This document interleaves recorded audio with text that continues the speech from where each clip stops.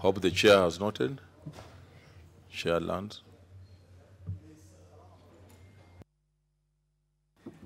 Mr. Speaker, sir, I have noted, and we shall look into this matter to the extent of even visiting Bute so that we can see the dam and bring a proper response to the House.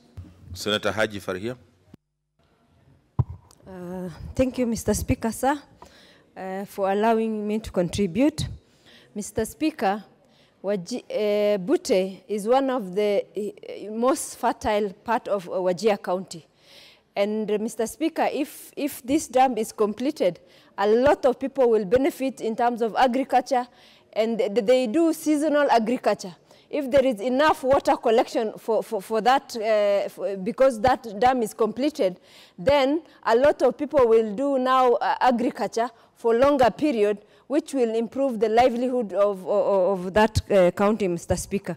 Mr. Speaker, given that Bute does not have permanent water sources other than when it rains, then the mega dam will give it enough water, not only for agriculture and more agriculture, but also during the dry season, the rest of the part of Wajir, then people will go there for pasture, and it will make, people will save their livelihoods. And when we talk about food security, as part of the big agendas, then this is a worthwhile, the presidential, the big agenda. This will be one of the projects that will make that further, so that there is a lot of, plenty in terms of food security within Wajir. Mr. Speaker, I thank you. Senator Nderitu John Kinyua. Asante sana Bwana Speaker kwa kunipa fursa hii. Mimi mwenyewe ningependa kusema ya kwamba hili jambo la kuangalia hili bawa la Bute litiliwe mkazo, kwa sababu ukiangalia upande huo wa sehemu hii ya Kenya ni sehemu ambako kuna ukame mwingi, na hasa wakati huu kuna kiangazi. Itakuwa ni vizuri tushughulikie hile bawa, ndio wakati mvua itakapokuja wakaaji wa sehemu hile waweze kupata maji, na si ile sehemu peke yake, kwa sababu Kenya ukitembea hata sehemu za Laikipia na sehemu zingine katika Kenya hii kuna shida ya maji, na wakati wa kiangazi unapata kuna shida nyingi, na hasa wale ambao ni wafugaji wa kuhamahama wanategemea yale mabawa kusudi ya kupa mifugo yao maji. Kwa hivyo mimi ningependa kusema si hiyo peke yake, si hiyo bawa peke yake, lakini hata mabawa haya madogo madogo yaweze kuenezwa katika sehemu zile zingine za nchi ya Kenya. Asante sana Bwana Speaker. Senator Cherargei. Thank you, Mr. Speaker, sir, and I want to commend Senator Dr. Jir, where Senator Abdullahi comes from, will be food secure, will have even food in surplus, so that we don't only rely on no thrift, Mr. Speaker, sir. Even as we talk today, no thrift does not have adequate fertilizer supply to be able for them to go back to farming. And therefore, we are looking into the future where Northeastern will have food in surplus, where Bungoma will not be relied, or Nandi, or Wazingishu, or Trans Nzoia as a food basket in this country. And therefore, Mr. Speaker, I want to support the statement, and we expect the Committee on Environment will come back with answers so that these projects can be completed in time and will be able to benefit our people. I thank you, Mr. Speaker, sir. Leader of Majority, Senator Murkomen. Thank you, Mr. Speaker. The issue of food security is very critical in this country. And we cannot achieve food security by depending on rainwater. Mr. Speaker, the question of dams in Wajir, in Mandera, in Garissa, was formerly known as Northern Frontier Districts, which is, Mr. Speaker, some of the most underdeveloped areas in the country, is very critical. And Mr. Speaker, when Jubilee government came to office in 2013, they promised that irrigation is going to be the solution for matters food security. That's why there was Galana Kulalu, among other projects. Mr. Speaker, as we speak at the moment, the people of Baringo Tiati constituency are staring at disaster of drought. Mr. Speaker, the solution to the problems of violence that are taking place in Kerio Valley, 2 days ago, Mr. Speaker, 2 children from my county in Marakwet District constituency were brutally murdered by bandits, Mr. Speaker, from Tiati constituency, which is a contradiction that in the same constituency where they are facing starvation, Mr. Speaker, they have the energy to carry guns and come and what is to have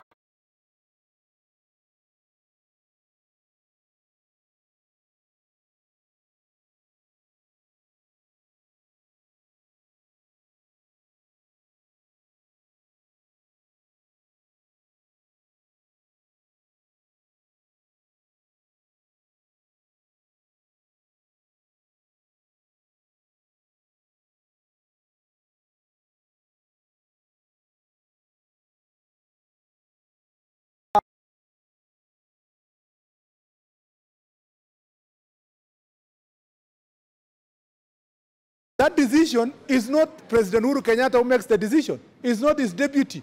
It's not even the cabinet. Mr. Speaker, a cabinet secretary in charge of a docket just sits down and says, I don't like the face of people of certain county, and therefore I'm not going to issue the license. But I like the face for people of another county. And that's why this house, when there is someone cabinet secretary, what is your point of order, Senator? Senator Mahmoud Mahmoud. Oversight is carried out. Leader, Senator I want to Mahmoud trap my good leader. The Speaker says there's a lot of noise from behind there. Is it in order for whoever is doing this to do this around Parliament? They can do the parading somewhere else.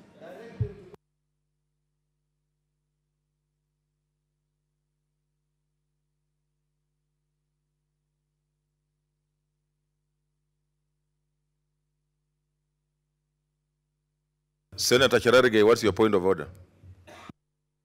I agree with Senator Mahmoud on that, because even today coming to the House has been a problem. They have blockade. There is blockade within the presence of Parliament. Can you kindly, with your wisdom, Solomonic wisdom, tell them to practice elsewhere and come and implement on Thursday when the President is around? You know, using also my past experience, having trained, it's what they call address rehearsal, and address rehearsal must be done where the function will be so that they don't get it wrong. But we'll send somebody to talk to them, maybe to adjust so that they don't interfere with the proceedings of the Assembly. What's the point of order, Senator Cherargei? Mr. Speaker, apart from the noise, you should also direct that at least they facilitate members to be able to access Parliament with so much ease. You know, earlier on when I was coming, I couldn't access the road from City Hall. And the stern, mean-looking gentleman told me that it doesn't matter even if you're a commissioner, only that I don't have the demeanor to take him on. But on behalf of my members who are supposed to be provided with services and facilities, as their principal custodian of those facilities, please direct that if they are practicing here, they should know this is someone's property. It belongs to members of Parliament. You cannot tell women legislators to park at Intercon and walk all that way in all that sunshine in high-heel shoes. It's very unfair, Mr. Speaker. Okay, we'll take action on that. So, Leader of Majority, do you conclude? So, Mr. Speaker, I just urge the committee, the relevant committee, to take seriously this issue of dams and comprehensively, and put to task the relevant departments of the executive to, Mr. Speaker, comprehensively update the people of Kenya on what which projects are being done, how much money is being used, what benefits going to accrue to the people of Kenya, and in what period of time, so that we don't have a conversation. And, Mr. Speaker, I want even to urge that that committee allow for a discussion, come with information about the distribution of those dams, Mr. Speaker, the status of those dams, and the resources that are being applied to those dams, so that we put to rest this argument that most of us have made, Mr. Speaker, that some of the dams, like in Kemware and Aror, are being targeted, Mr. Speaker, targeted investigations with malicious information being put out there just to bastardize these very important projects and then bring them down because they are located in a place where somebody does not like or perhaps does not want it to be developed. Thank you, Mr. Speaker. Okay, before I allow other speakers, let me make a communication. I would like to acknowledge the presence in the public gallery this afternoon of visiting students and teachers from Glory Vision Academy School from Kirinyaga County. In our usual tradition of receiving and welcoming visitors to Parliament, I extend a warm welcome to them, and on behalf of the Senate and on my own behalf, wish them a fruitful visit. I thank you. Senator Lagat. Thank you very much, Mr. Speaker. May I, before that, also join you in welcoming visitors in the gallery. And I want to support the statement by Dr. Senator Ali concerning the status of the dam in Wajir. I want to say that, Mr. Speaker, this committee concerned should take this one with a lot of seriousness, because during our campaigns, I remember the President of the Republic of Kenya, Mr. Speaker, when we were going round, he was telling us that to realize the Agenda 4, particularly the section of food security, water is very important. But now, the status of all the 57 dams in this country, which we had been promised that they will come live and provide solution to the problem of water and food security, now are starting to become political issues in this country. And I want to say that the committee that will actually be concerned to this particular issue, take it seriously, and give to this particular house a comprehensive report concerning the status of all these dams. In fact, myself and the senator from Kericho were almost camping in the office of the CS Environment. We have been going there every now and then to get the knowledge and the wisdom of the status of the Posto Dam and the dam and the Itare Dam. And up to this time, we are in darkness, Mr. Speaker, because more often than not, wherever we go there, with all the CS in Naziria's meeting, so we sit there until we realize that the time is far much gone, we come here. So this is the committee that will help us, all of us, to bring to this particular house the status of all the dams in this particular country, so that we may get light on what is going on. Otherwise, we shall be making it political. We don't know who is the enemy of all this. We don't know who is hindering. Sometimes we are told the forest have not licensed the particular areas for the dam construction to take place. So I want to support this particular statement, Mr. Speaker, sir, and say that instead of all of us coming with the same statement, because we are preparing to come out with the same statement concerning Poster, I'm sure also Murkomen is complaining about the dams in his area. I would like to urge, Mr. Speaker, the concerned committee that they give to this particular house proper,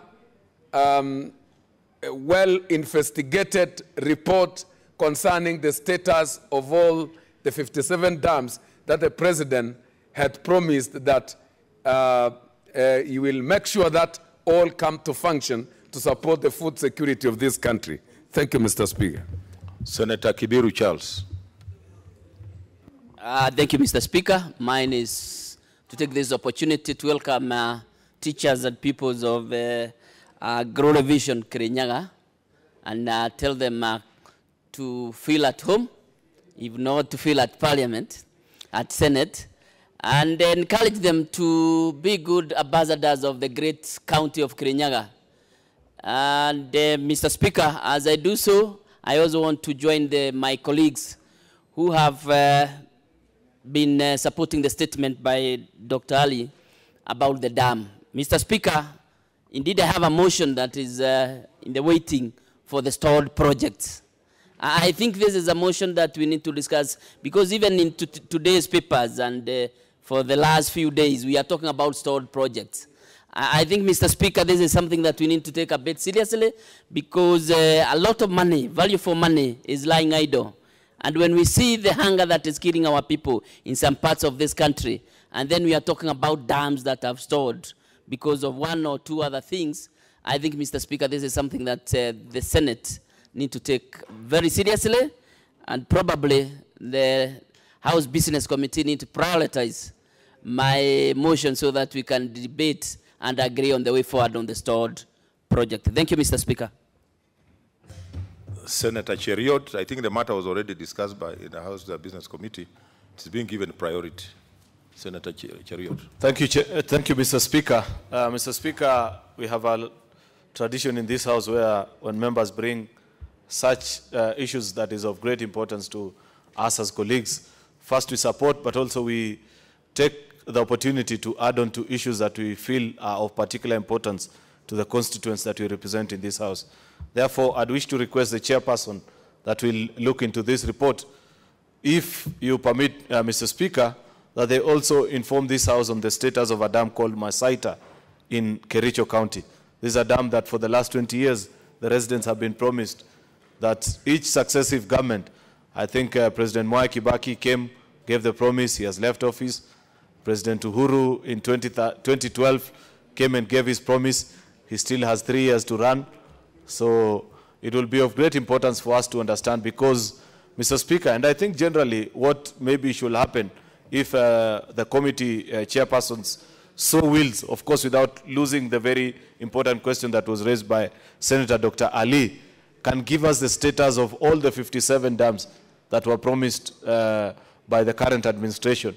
That this one, construction is ongoing, this one we are waiting for compensation, so that as a country we can be kept abreast with these developments. Because you can imagine what will happen, and if Senator, every time you speak about Thwake, for example, the face of Senator Mutula lights up, because it tells you how much that dam will change the economy and all the overview aspects in terms of the county that is represented. Therefore, it is of great importance to us as senators to know what the government intends to do, so that we know those are the ones that we can await and which ones we commit to come and do. Thank you, Mr. Speaker. Senator Chila Yako. Thank you, Mr. Speaker. I would like to take this opportunity to thank Senator Dr. Ali for raising this matter that is very important. Dams play an important role in providing potable water and drinking water that supports life. Now, Mr. Speaker, I would like to request the relevant committee to also give its position or the information it seized of regarding Koru Soina dam that has also been awaiting implementation and funding from our government. That dam is important to the people of Kisumu County, and in addition to that, I would request the relevant committee to find more information that relates to dams that were planned for Lower Kuja in Migori County. In Migori County, we are also water scarce when it comes to potable and useful water that supports life. So we want to request that we also get information on the ones that are being planned for the future. Because in as much as we live for the present, we must also know what is being planned for the future. Thank you, Mr. Speaker.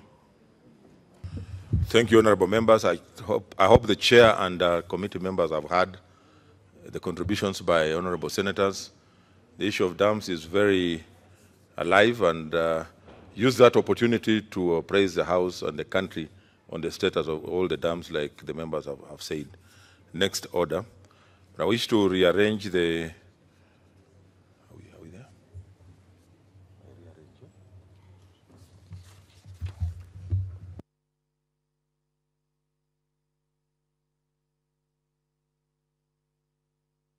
Senator Ledama, approach the chair.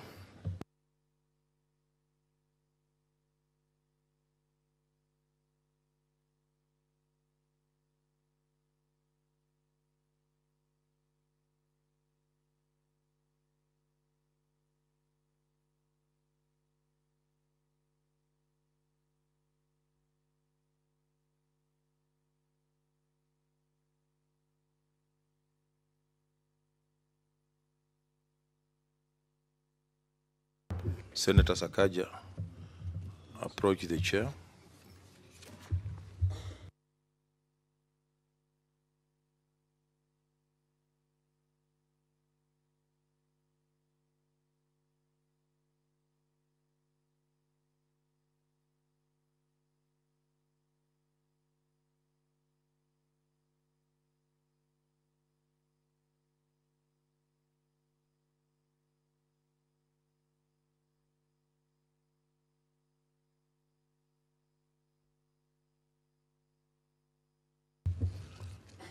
So, honorable members, for the convenience of the House, I wish to rearrange the order paper and direct that we go to order number 13.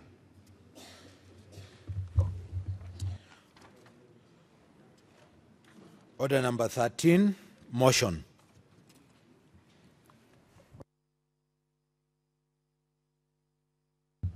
Senator Sakaja.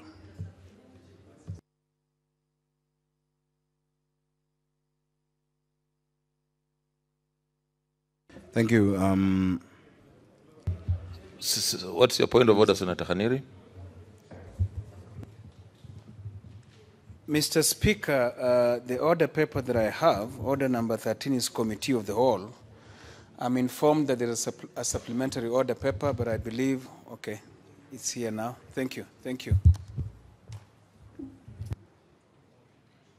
Okay. So there's a supplementary order paper. It was loaded, but you need to refresh your iPads for it to reflect because it was put later. Okay. Senator Sakaja.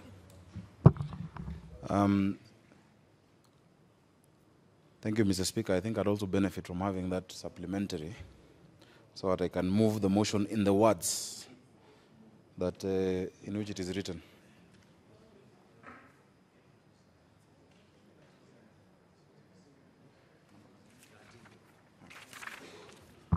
Thank you very much, Mr. Speaker.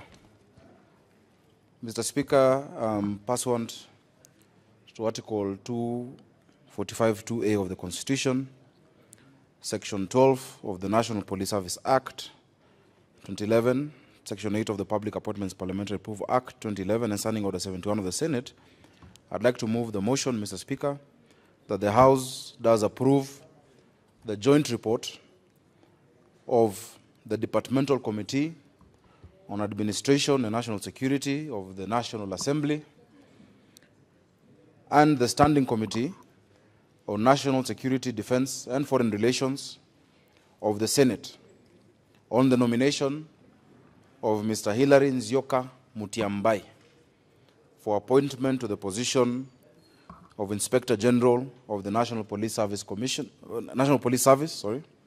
laid on the table of the Senate on Tuesday, 2nd April 2019. And Mr. Speaker, Senator Pareno is going to second. Mr. Speaker, on the 19th and 20th of March 2019, the Speaker of the National Assembly, Mr. Justin Bidan Muturi, and the Speaker of the Senate, Right Honorable Ken Masika Lusaka, respectively conveyed to the respective houses a message from His Excellency, Honorable Uhuru Kenyatta, that one Hilary Nzioki Mutiambai had been nominated to serve in the position of the Inspector General of the National Police Service. Mr. Speaker, this nomination was pursuant to the provisions of Article 245(2)(a) of the Constitution and in compliance with the procedure that has been set out under Section 12(2) of the National Police Service Act 2011. Mr. Speaker, if you look at those provisions, that in fact is the only provision of our laws that specifically gives the Senate an opportunity to participate in the vetting of public and state officers. And it's, I think, something that gives us the thought that indeed more provisions like those need to be put in the Constitution. Article 245(1) and 245(2) of the Constitution establishes the office of the Inspector General, which is an office in the police service, National Police Service. The IG is appointed by the President with the approval of Parliament. And unlike other provisions, the Constitution says Parliament in its entirety. It does not say the National Assembly, but it says that it's Parliament that shall approve that appointment, and that is what necessitated us to sit down together with the National Assembly Committee on the same. The IG exercises independent command on the National Police Service. If you look at Article 245, and the Senator Ledama is very knowledgeable of this article, no one can direct the Inspector General unless through the Constitution. The name of this nominee and the CV were referred to both houses and to the relevant committees. And a communication was issued by yourself, sir, that directed that the approval meetings, hearing meetings, be conducted jointly by both houses as required by the Constitution and statute. Mr. Speaker, just a clarification, it was not a joint committee because our standing orders are clear about the procedure of setting up a joint committee. It was a joint sitting of the relevant committees, the specific committees of the different houses. Mr. Speaker, Section 6(9) of the Public Appointments Parliamentary Approval Act provides that any person prior to the approval hearing and by written statement on oath shall provide the clerk with evidence contesting the suitability of a candidate to hold the office to which the candidate has been nominated. To this end, the Office of the Clerk of the National Assembly and the Office of the Clerk of the Senate jointly publish an advertisement in the print media inviting members of the public generally to present written statements and submissions. Another advertisement was also issued on Thursday, 21st March 2019, to notify the public that the Senate Standing Committee on National Security, Defense and Foreign Relations, as well as together with the National Assembly Departmental Committee on Administration and National Security, would conduct a joint approval hearing on Thursday, 28th March 2019. So all of the requirements of the law were followed to the letter. And we want to thank the Clerk of the Senate and the Clerk of the National Assembly for making sure that we followed the provisions of the law. Our committees both held a joint meeting, a preparatory meeting on the 27th of March to familiarize ourselves with the CV of the nominee and prepare for the approval hearing. We carried out the approval hearing on the following day, on Thursday, 28th March 2019, and compiled a report that the Leader of Majority has tabled today on behalf of the committee, and we want to thank him very much for doing that for us. In conducting the approval hearing, Mr. Speaker, we relied, of course, on the provisions of the law, namely the Constitution, the National Police Service Act, 2011, the Public Appointments Parliamentary Approval Act, 2011, and standing orders of the respective houses. The committees made observations, which we have listed in the report, and I'd urge members to get a copy of this report to go through it. And the observations are on the basis of the constitutional and legal requirements for holding this office, as well as the submissions the nominee himself made during the approval hearing. Our recommendation was based on the evidence and information from the proceedings of the committee during the vetting exercise. Mr. Speaker, it is very important that members go through this report, because if you go even further to the submissions by the nominee, Mr. Speaker, when somebody is looking for a job, they make promises and they make commitments. And those are commitments that this House should be able to hold Mr. Mutiambai, if he is approved by this House, to account on those commitments that he made during the approval hearing when he was being vetted. We wish to thank the Office of the Speaker of the National Assembly, the Office of the Speaker of the Senate, the Clerk of the Senate, and the Clerk of the National Assembly, and their staff for the logistical support accorded to us during the vetting exercise. The committee is also grateful to the media for their live coverage of the proceedings, thus enhancing accountability and transparency of the approval hearing. And Senator Aaron Cheriot made a very important point during our Kamkunji. I had stepped out, but I was told that it must be a very, very, you must have a very serious reason not to have media in any committee proceeding of this House. The Constitution opens up Parliament to the public. Honorable Speaker, Mr. Hilary Nzioki Mutiambai is a Kenyan citizen. He was born on the 24th of September, 1964. He holds a Master's of Arts degree in National Security from the Australian National University and a Bachelor of Science degree in Agriculture from the only university called the University of Nairobi. He is currently serving as a Deputy Director, Counter-Terrorism Center at the National Intelligence Service. Mr. Mutiambai is an accomplished professional in the areas of criminal investigation, according to the documents he presented to us and according to his submissions, with 27 years experience in investigative and law enforcement experience. Those 27 years are very close to the age of many senators in this House, Mr. Speaker.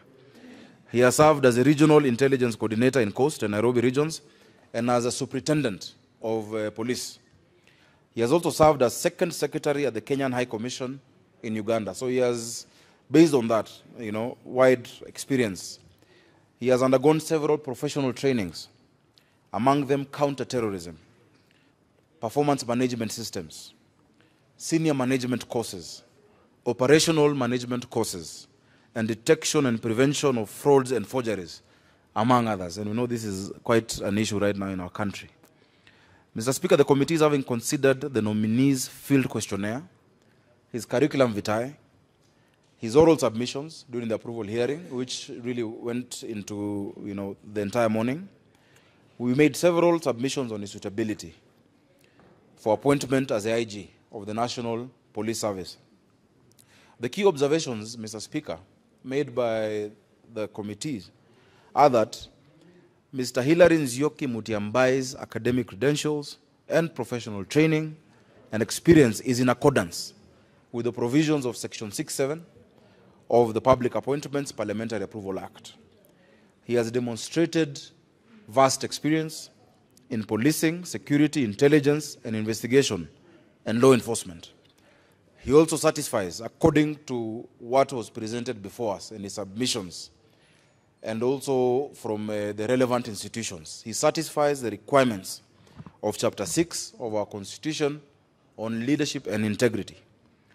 The nominee, therefore, has necessary experience and qualifications to hold the office of the Inspector General of National Police Service as per the requirements of the National Police Service Act. Honorable Speaker, the committees therefore recommend that, having considered his suitability, having considered his capacity, having considered his integrity, and Mr. Speaker, we corrected the nominee. He said he has a high degree of integrity. And I told him, Mr. Speaker, I told Mr. Mutiambai, there are no degrees of integrity. You either have integrity or you don't have integrity. There is no low integrity or high integrity. Integrity comes from the root word integer, which in mathematics means 1. It cannot be divided. So you either have integrity or you do not have integrity. But Mr. Speaker, based on what we were able to see and the information availed to us and the research done by our parliamentary secretariat, and again I thank our clerk, he has a great team, we recommend, Mr. Speaker, that pursuant to Article 245(2) of the Constitution of Kenya and Section 8(2) of the Public Appointments Act, that Parliament approves the nomination of Mr. Hilary Mutiambai for appointment to the position of Inspector General of the National Police Service. Honorable Speaker, it is my humble submission to urge this House to support this approval hearing report and subsequent appointment of Mr. Mutiambai as Inspector General of the National Police Service. Mr. Speaker, additionally, we must note, Mr. Speaker, that number one, Mr. Mutiambai is coming to the Police Service Commission at a time where we are undergoing very serious police reforms. Our Constitution of 2010, which I no longer consider the new Constitution, it is almost 10 years old, Mr. Speaker, created and brought what we call a paradigm shift in how we look at the police. We used to have a police force, and the police was about force.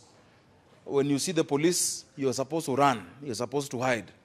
And they transformed it, or the Constitution aspired to transform this to a national police service. And Mr. Speaker, in the last few months, and I'm very glad that the Committee on Security has moved step by step together with the Ministry of Interior and together with the Police Service in terms of the reforms. On that one, they have been engaging us. We have been meeting. I think the only thing we didn't discuss is the color of the new uniform. But in terms of harmonizing the two forces, in terms of redistributing and making sure the ratio of the police to the population is as per the UN standards, we have been sitting with them formally, we've been meeting with them informally. In fact, the only area, and which is why it was a huge question for us, was on the issue of, and we asked the CS, on everything else you've carried us along so well, but on NIMS, you've acted in secrecy, and you've acted in so much, you've raised suspicion for no reason. In fact, when he came to the House and Senator Aaron Cheriot was sitting here, Senator Cheriot said, if this was it, why didn't you just come day one and explain? But we want to say that he's coming at a time when we've moved along very well, we've worked very well with the National Police Service, with the Ministry of Interior, and we're seeing the kind of reforms that we require actually coming. We're not yet there, but they're coming. We must acknowledge and thank one Boynet, the current Inspector General. I think he is still the IG until we appoint this one. Mr. Boynet, Mr. Speaker, has shown a level of humility that is new to that office. Mr. Boynet has been able to show diligence and the ability to serve every part of this country without any bias, Mr. Speaker. And as the Senator of Nairobi, let me not even say as a committee, because we don't deliberate Boynet, but personally, Mr. Speaker, I think we need more Boynets in this country. That you can have power, but power does not mean loading it over people. That power does not mean having to show that you're the boss and having a loud voice, Mr. Speaker. Boynet has been very humble, and Boynet has done very well. If you talk to police officers, I know there are many attached to members over here, ask them what they think about the outgoing IG. And they will say he is a man of integrity, he is a man who took everybody seriously and spoke to every officer no matter their rank, the high and the mighty and the constables who have just come into the force. So we want to thank Mr. Boynet for the services that he has done. Similarly, Mr. Speaker, we expect, if this House does approve Mr. Mutiambai, when he came for the vetting, he had a very humble demeanor and disposition. He is a man who many do not know about.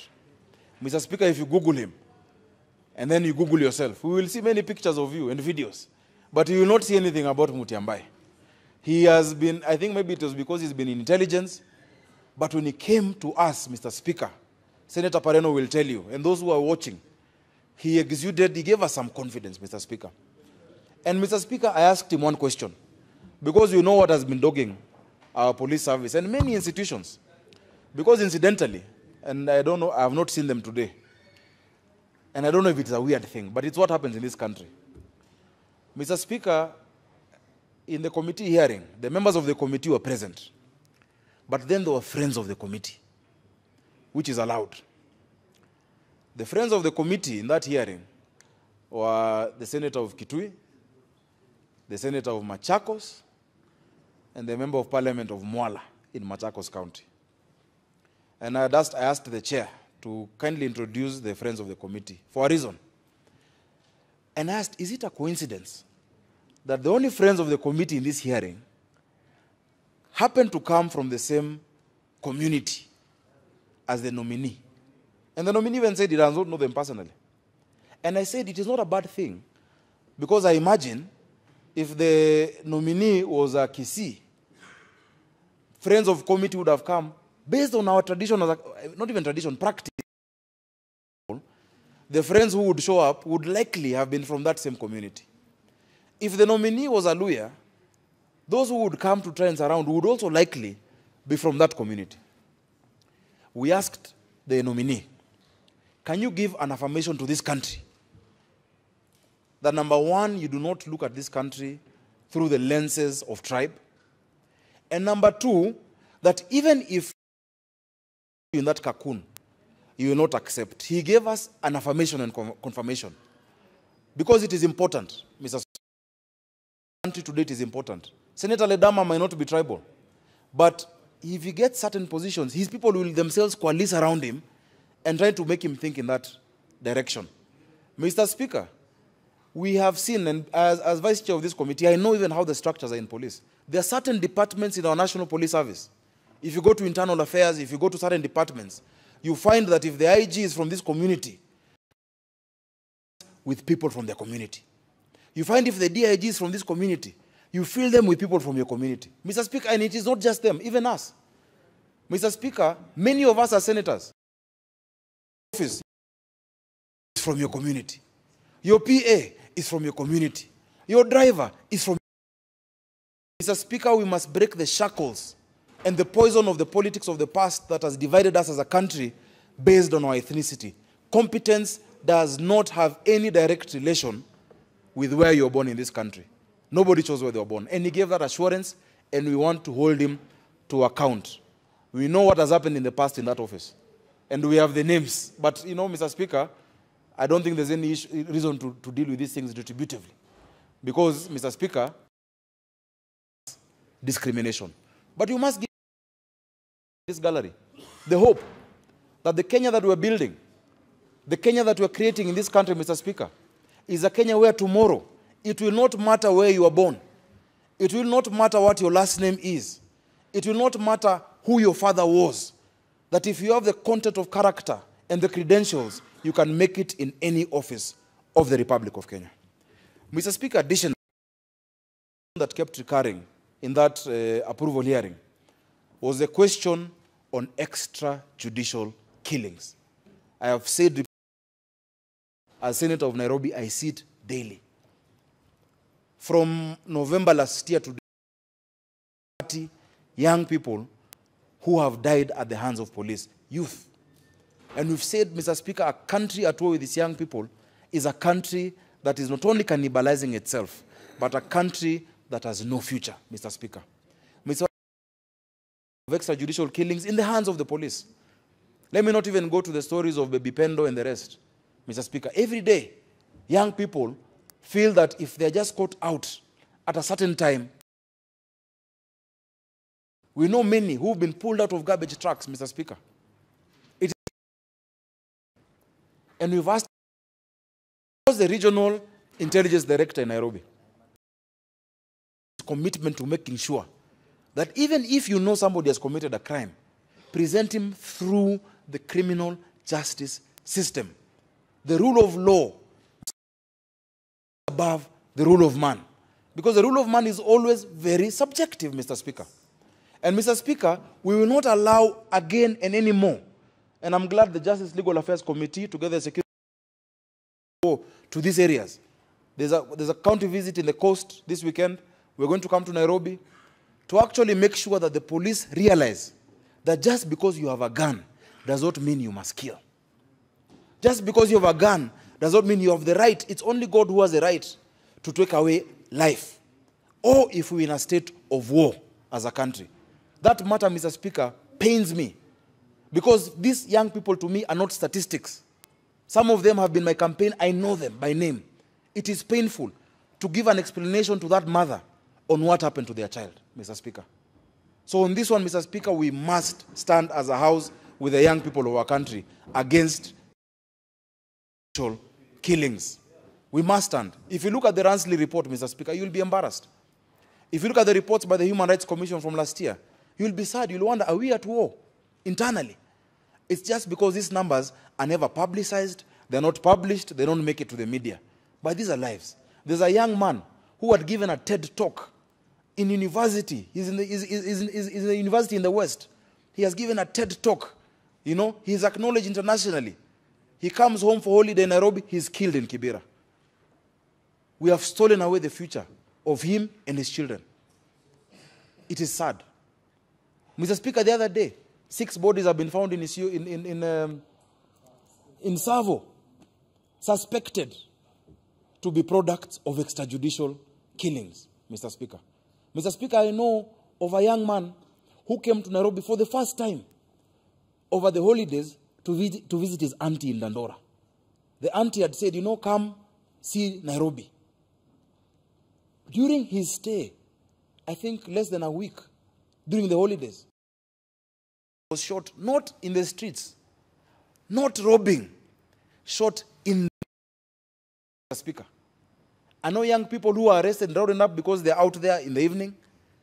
And there was a situation where, well, they have been told to kneel down and their hands are up. One officer comes and says, why are you wasting time with these young people? And opens fire. And that officer is still walking the streets of Nairobi. We cannot have a police service if it is not serving all our Kenyans. Mr. Speaker,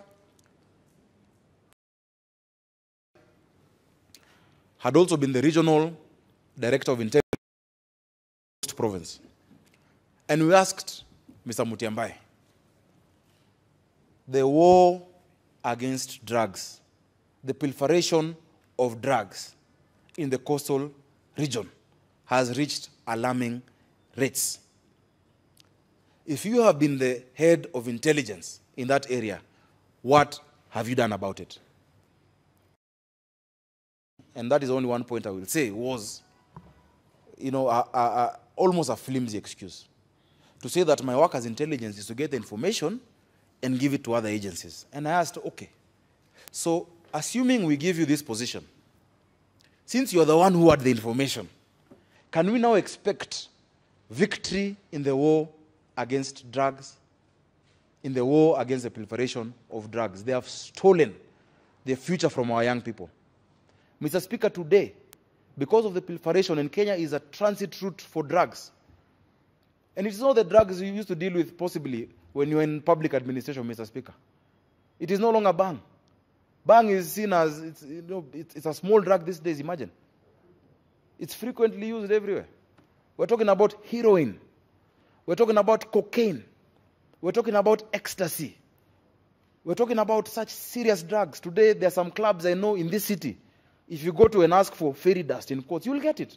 And it's your children who are buying it. In fact, these expensive drugs, Mr. Speaker, are not being peddled in the slums anymore. These ones are now in the high-end areas where some of you, your children, frequent. I will not say I know them, but they might fit such a profile, Mr. Speaker, of being well off. Mr. Speaker, nothing of a young person than drug abuse.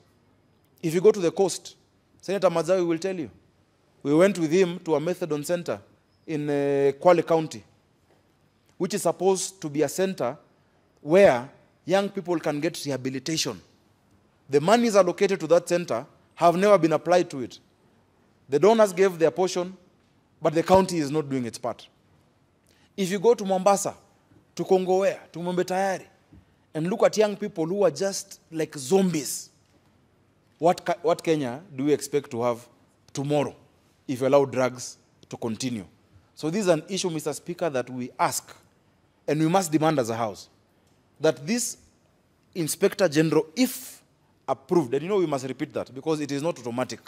This House might actually decline his appointment, going against the very wise proposals of my committee. But if the House chooses to approve this nominee, please, members, let's take the fight against drugs seriously as a country. And the perpetrators have been known. And they walk around with pomp and pageantry, with impunity. Some of them might be in political office. Some of them might be in high business. Some of them might be, even fraternizing with leadership in this country. And we think it is okay. Because you say, at least my child, I know my child is okay. Tomorrow, it might be your child who is caught up in that addiction. Even if it is your friend involved in drugs, please, in selling drugs to our children, please, stand up. Because tomorrow, it might be your child. We asked this nominee, Mr. Speaker, about the issue of welfare of our officers. As a country, we cannot stand proudly. And we have men and women who every day put their lives on the line, living in situations that are way below their dignity. Our police officers do so much for us, Mr. Speaker. The ones who are involved in extrajudicial killings are few and far in between. It's just that the impact of what they do is so big. But the ones who do a good job are many, and they're in the majority. Mr. Speaker, it is sad, and we told him to reconsider and to rethink the police housing project for two reasons. Number one, the amount of money they have given to these police officers to get housing. I can give you an example in Nairobi. What we have done, we have sent all our police officers to the slums. Because if you give somebody 9,000 shillings per month, even 15,000 shillings for rent, and he works at Kilelesho police station, where do you expect him to get a house? If he works in Kilima, of course he has to go to Kawangware, he has to go to Kayole, and they're going to places where even their own lives are in danger. Mr. Speaker, we asked him to make sure, because we know some of our police stations are sitting on such prime land. Spring Valley Police, Mudangari in Lavington, Kilimani, Karen Station, where there was housing. What is going to happen to those properties that were previously housing our police officers. We don't want to start seeing that those houses, those properties have now been sold to private developers. They have been grabbed. There's a high-rise apartment, there is a mall. No, we are very keen. And members, we want to put together, as the police are doing it, as our committee, we're putting together an inventory of all these stations from your counties, and you let us know, so that we can be able to protect. So, Mr. Speaker, I know I have a lot more time to go, but I will not use it. Mr. Speaker, I want to urge this House. Based on the centrality of the Senate in dealing with security issues, and in fact, this was just an example to the CS who was saying that Senate does not deal with matters of security. Why, as the law itself said, we must vet the IG? Why should we vet the IG if we are not to be involved in national security? Because Article 125 is clear, the law is clear. Because if we had no role to play, then we would not have been participating in vetting of the Inspector General. It is clear. We want to change the relationship of this House with the security establishment in this country. And I would urge the House to approve the nomination of Mr. Mutiambai and to join us with our committee and with this House in its entirety to oversight security, so that security can truly change from being a force to being a service that is being offered to the people of the Republic of Kenya. Mr. Speaker, I move, and I would like to ask Senator Pareno, who is a member of the committee and was present at the vetting, to second this report. Thank you.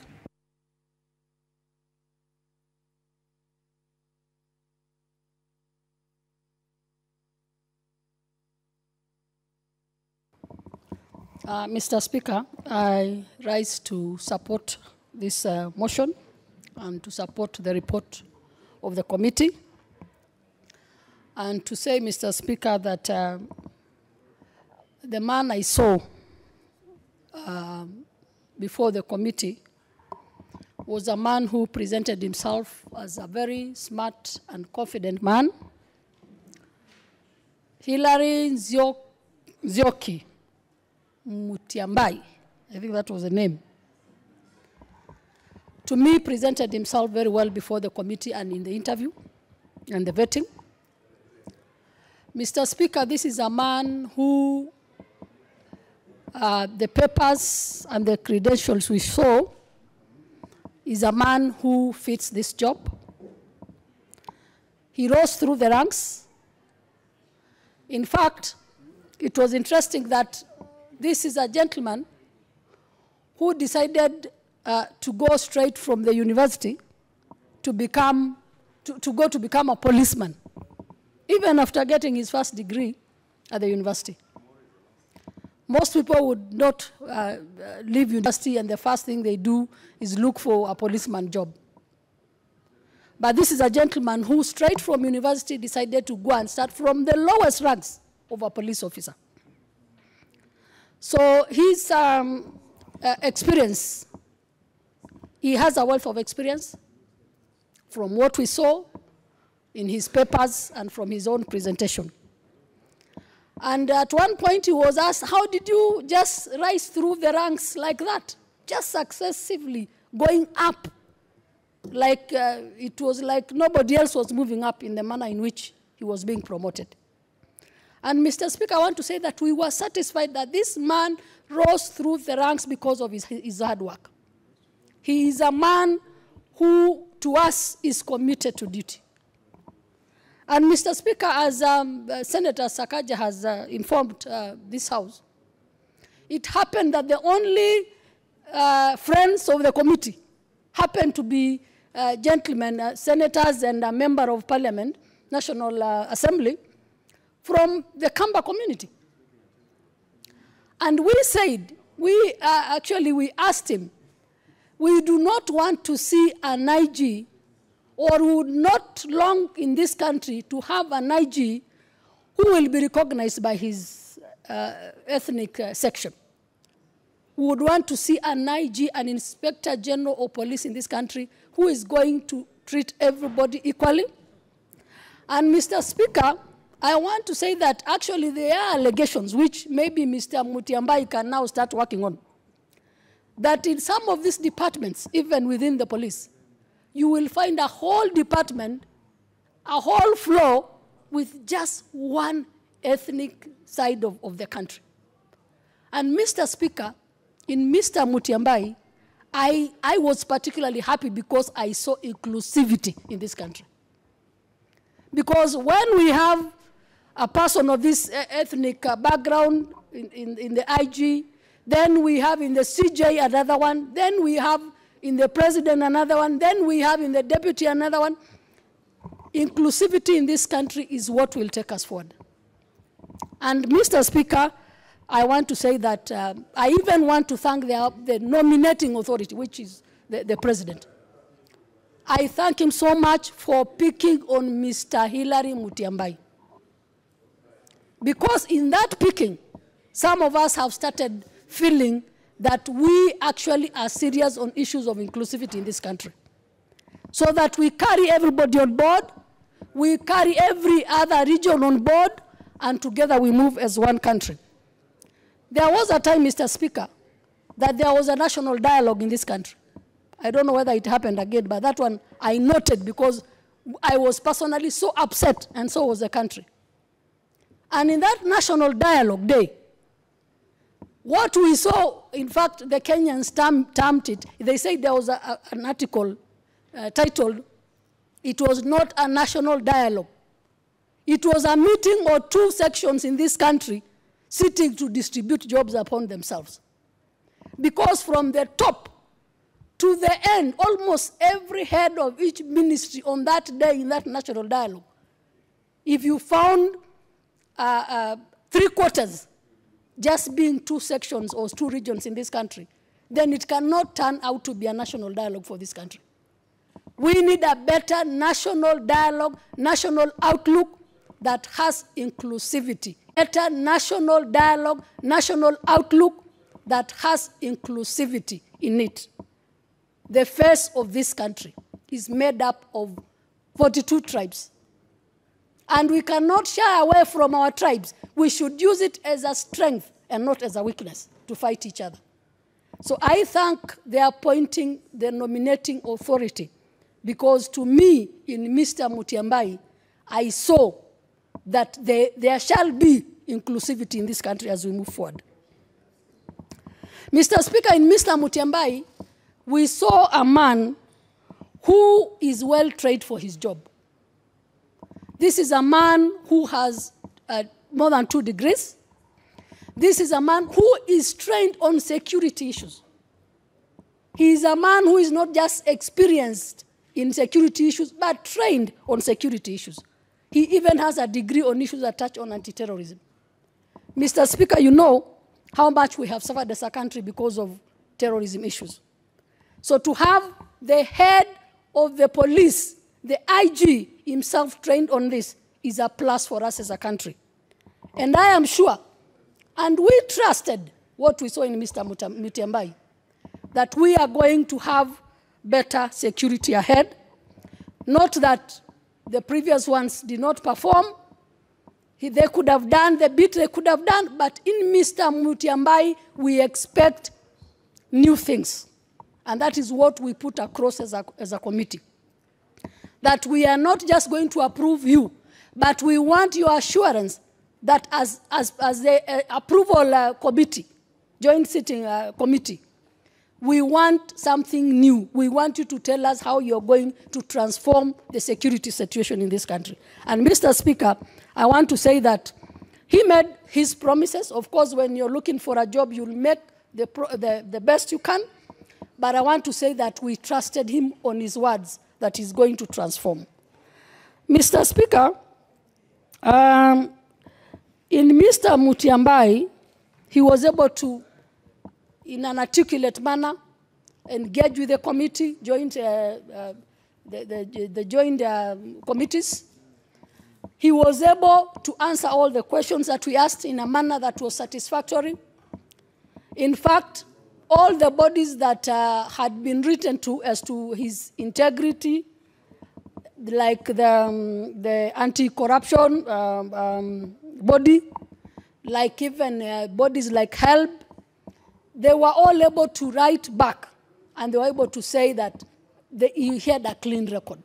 It is not easy for a police officer who had started from that lowest rank of the police to the rank that he's being proposed right now, not to have something negative coming out of it. So I want to say he's a career man who at this moment does not have, did not have anything negative coming alongside his career.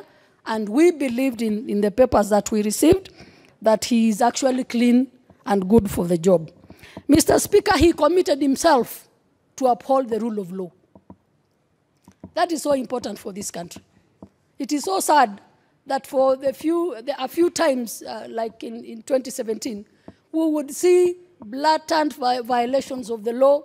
We would even see in this country people disobeying court orders.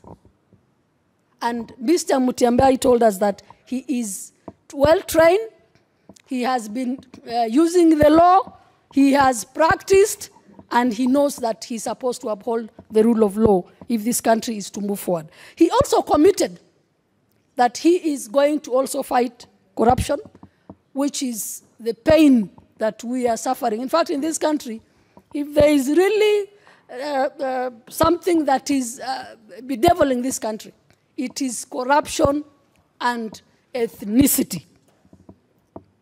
And he has promised that these are issues that he's going to handle.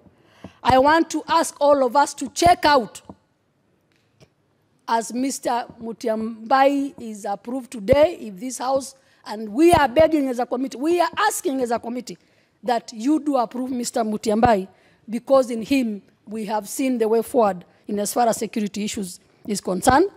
And we should check out for all those things that he has promised that he's going to uphold, because all those that he has promised are good for this country.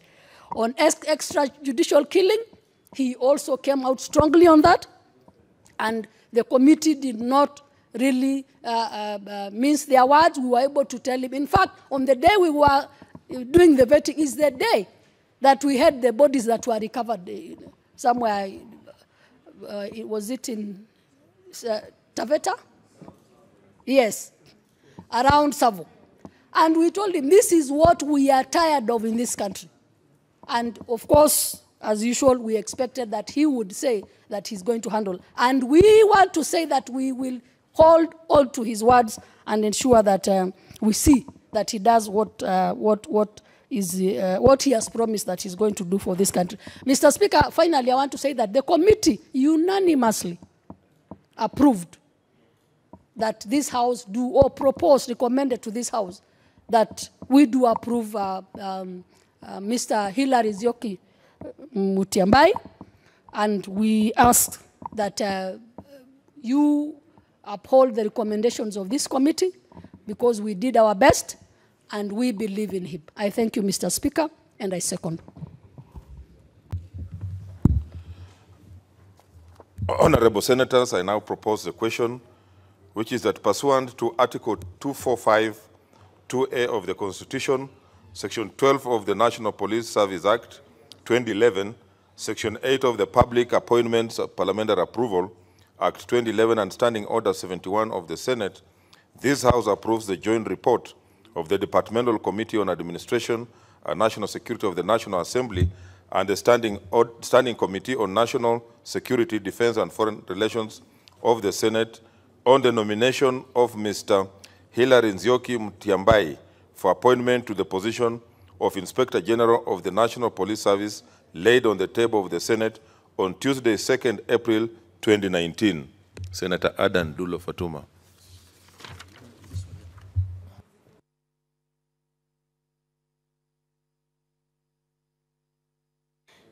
Thank you, Mr. Speaker. Let me confirm to the House that I also sat in the vetting process, because I belong to that particular committee. Mr. Speaker, as my colleagues have said, this is the third vetting I've sat in since the IG's appointment was established. And let me confirm to the House that Mr. Hilary I don't know him as a person. I was being asked by Engineer Mohamud, Senator for Mandera, whether I know him, but I don't know him. My first day to see him was the day of vetting. And I wish to confirm to this House and congratulate and also appreciate the appointing authority, as my colleagues have said, for the appointment of or nomination of Mr. Hilary Nzioki for the position of IG, because the way he presented himself, Mr. Speaker, he was a man for the job. And he was a professional, and he met all the requirements that were required in terms of his position.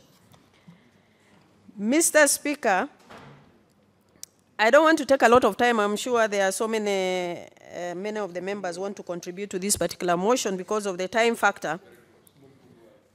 One of the questions I asked him is about extrajudicial killing, Mr. Speaker. Because, as my colleagues have said, we still have the problem of extrajudicial killing in this country.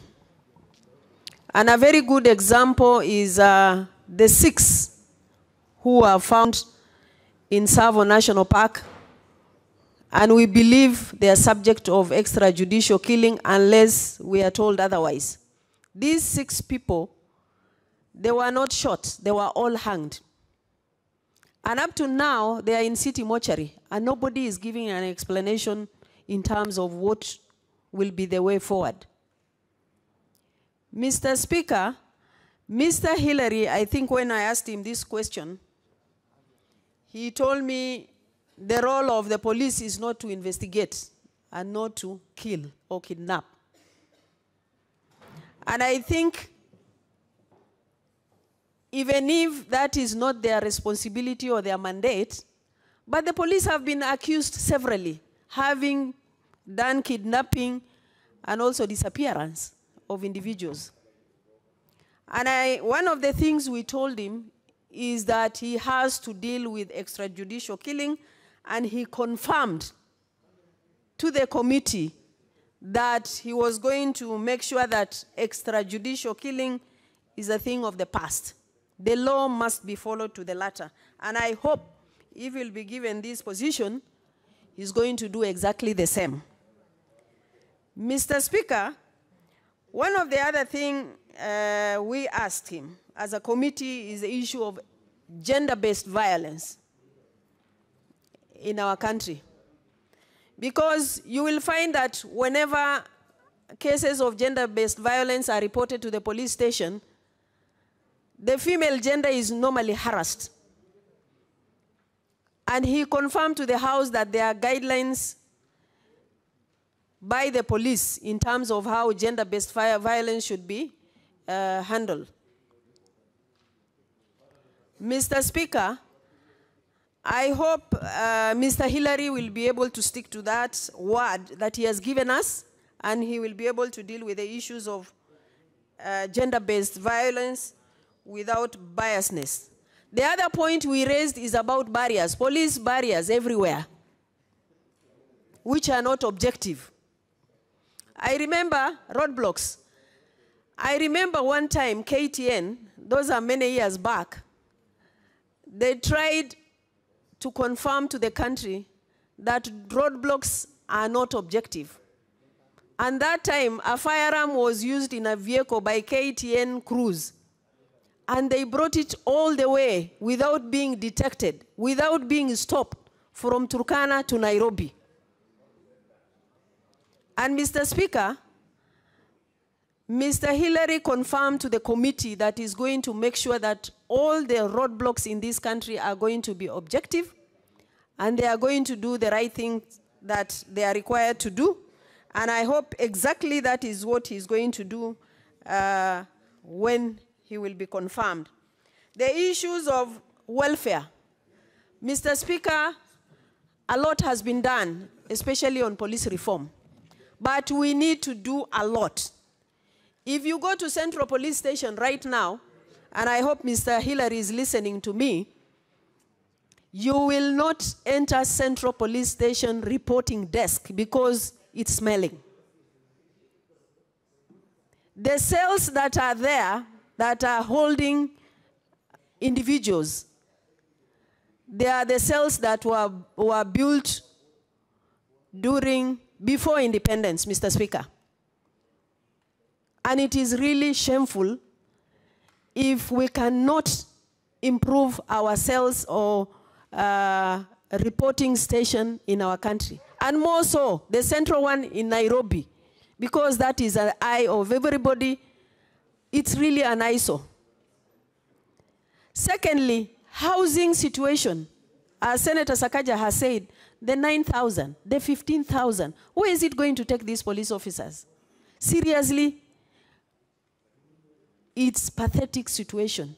Unless we take care of the welfare of the police officers in this country, we will not be able to deal with the issues of corruption.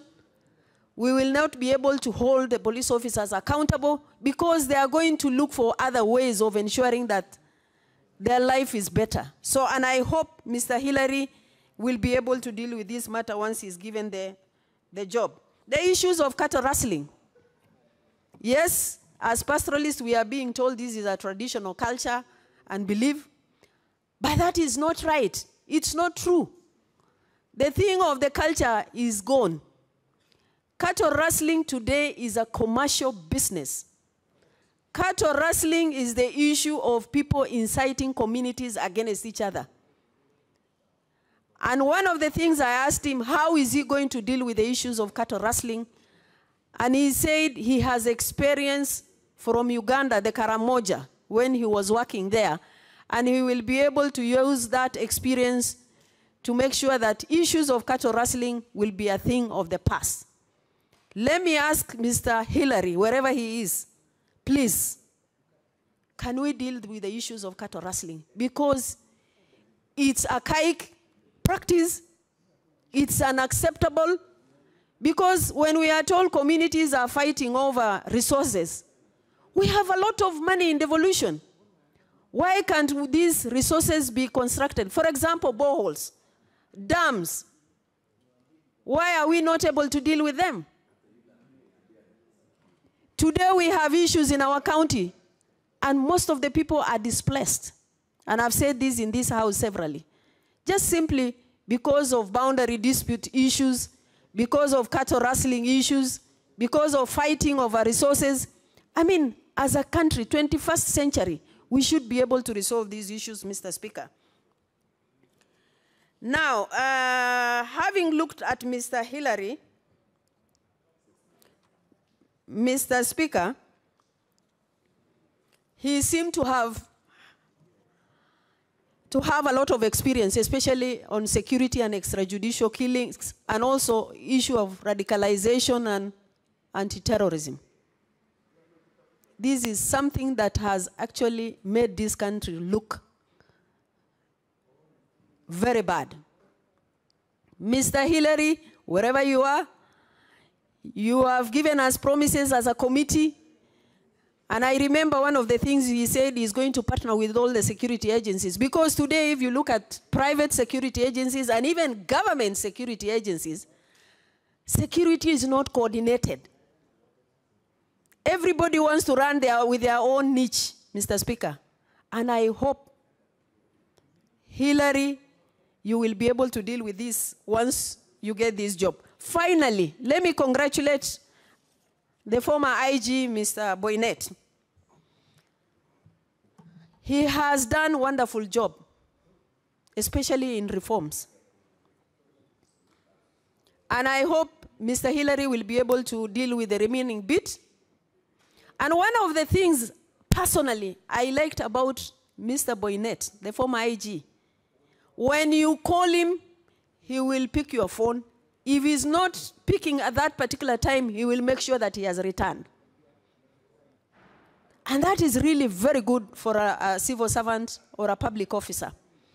And I hope, Mr. Hillary, you will be able to fit in the shoe of Mr. Boynet to be able to deal with the issues of police service.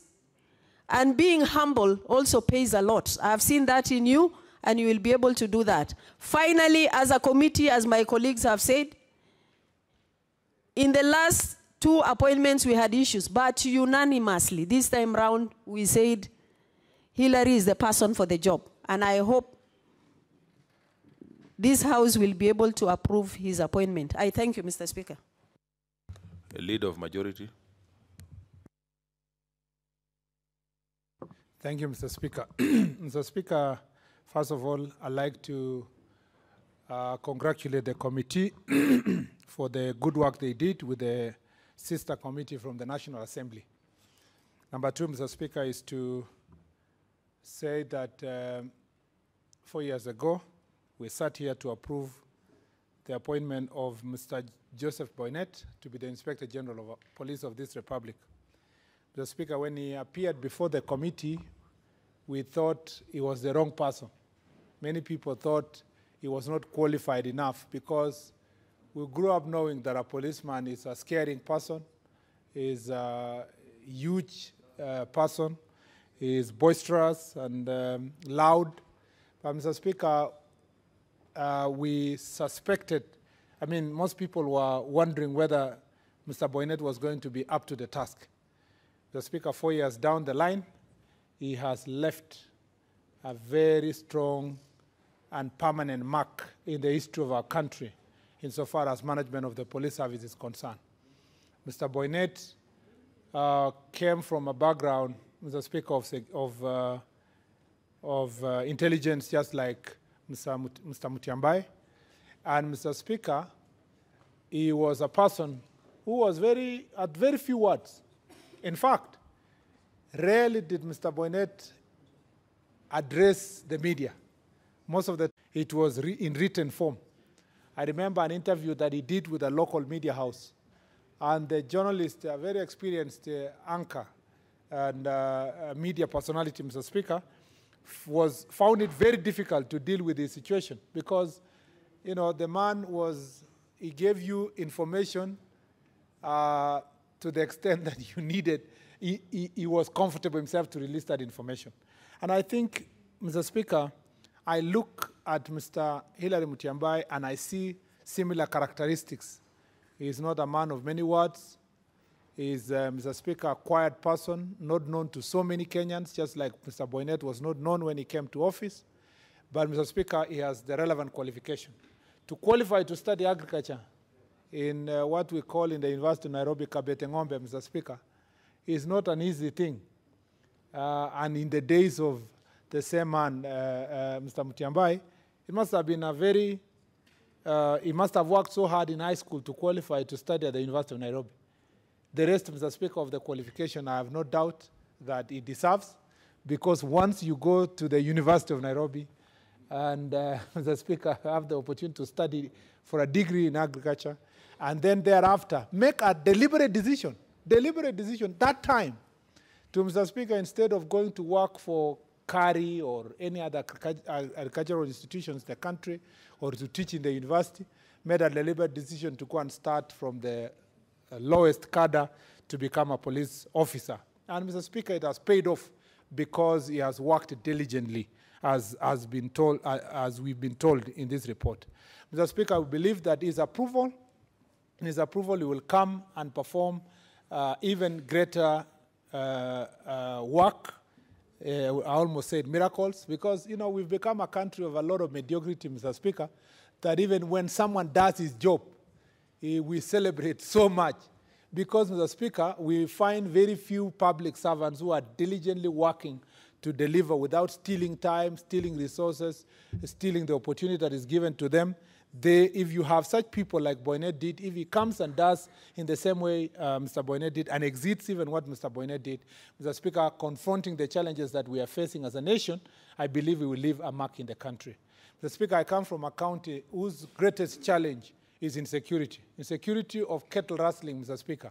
Our relationship with our neighbors in the Kerio Valley Triangle, the Pokots, the Marakwets, Mr. Speaker, and Mr. Speaker, both in Baringo and Pokots, both in Baringo and West Pokot, and ourselves have a lot of fights along the Kerio Valley.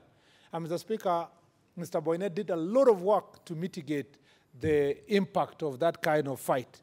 Mr. Speaker, I hope the new IG will continue from where IG Boynet left. We need, Mr. Speaker, also the Minister of Interior to assist the security officers, Mr. Speaker, by ensuring that we work together to solve also long-lasting issues of development in the area, so that we have been pushing as people from that region that we need interregional development programs that are going to be like sort of a Marshall Plan to sort out that problem in Kerio Valley. Mr. Speaker, sadly, we lost 2 students, one of class 6 and one of class 7, 2 days ago, Mr. Speaker, who were just shot in cold blood, Mr. Speaker, in school. And Mr. Speaker, it's become, you know, sometimes violence continues to the extent that it's become normal. It's almost like normal. You know, when you report to the police or you report to the office of the Inspector General, it's almost like, oh, it has happened again. Oh, it is happening again. Because life has become, it's become so, Mr. Speaker, you know, like it's normal. And I want to ask the chair of the committee, Honorable Sakaja, who has been acting on behalf of Honorable Yusuf Haji, Mr. Speaker, to visit my county, and Mr. Speaker, familiarize themselves with the problems of cattle rustling in both Elgeyo Marakwet and West Pokot and even Turkana, even up to Samburu, because this is a menace. Senator Malak, I will tell you the same problem, that you sit here and, you know, you find that people have been, I was looking at a video, Mr. Speaker, where women, widows in Turkana at our border with Sudan, are the ones who are now protecting themselves having guns. If you saw a documentary that was done by a local media house, that menace of cattle rustling has become really a terrible thing. There are too many widows, there are too many orphans, Mr. Speaker. Now they have gone to kill children, people, small children are dying, Mr. Speaker, in school because they want to frustrate education. Mr. Speaker, when Mr. Boynet came to office, we had 41 students in a secondary school called Todd Secondary School. And Mr. Speaker, we worked with him. We went there several times with the president, with the deputy president several times. And Mr. Speaker, you will be shocked that 3 weeks ago we were there with the deputy president. A school that had 41 students, Mr. Speaker, has now 1,248 students in Todd secondary school, Mr. Speaker. Mr. Speaker, you can imagine what security can do. And those students who are in that school are from both Pokot, that is Baringo, Tiati constituents who are Pokots, and the Marakwet side. So there is, if government can put some effort, Mr. Speaker, towards insecurity, dealing with insecurity in Kerio Valley, we'll get most of our children to go to school. Mr. Speaker, I agree totally with what Senator Sakaja spoke about insofar as extrajudicial killing is concerned.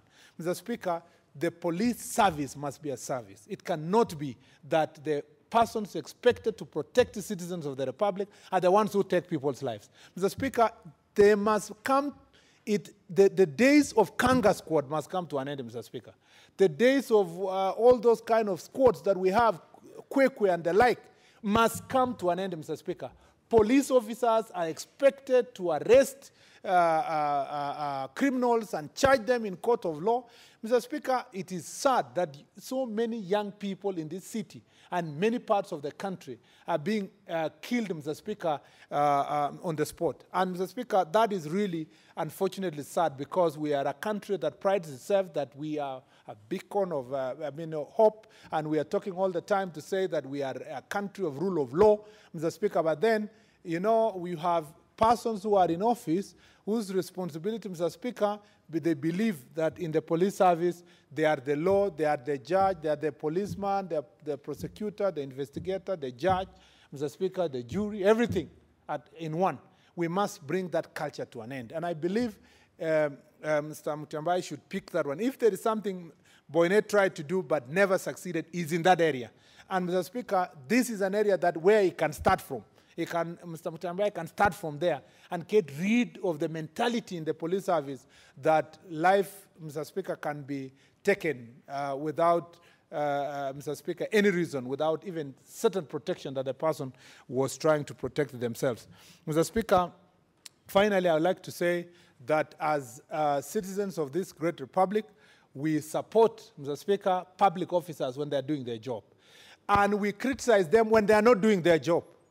Mr. Speaker, many of my colleagues sitting on the opposite side criticized Mr. Boynet several times during the days of, Mr. Speaker, protests that happened across this country that are related to last elections, Mr. Speaker, and they were right, because you only make government better if you can criticize them, Mr. Speaker.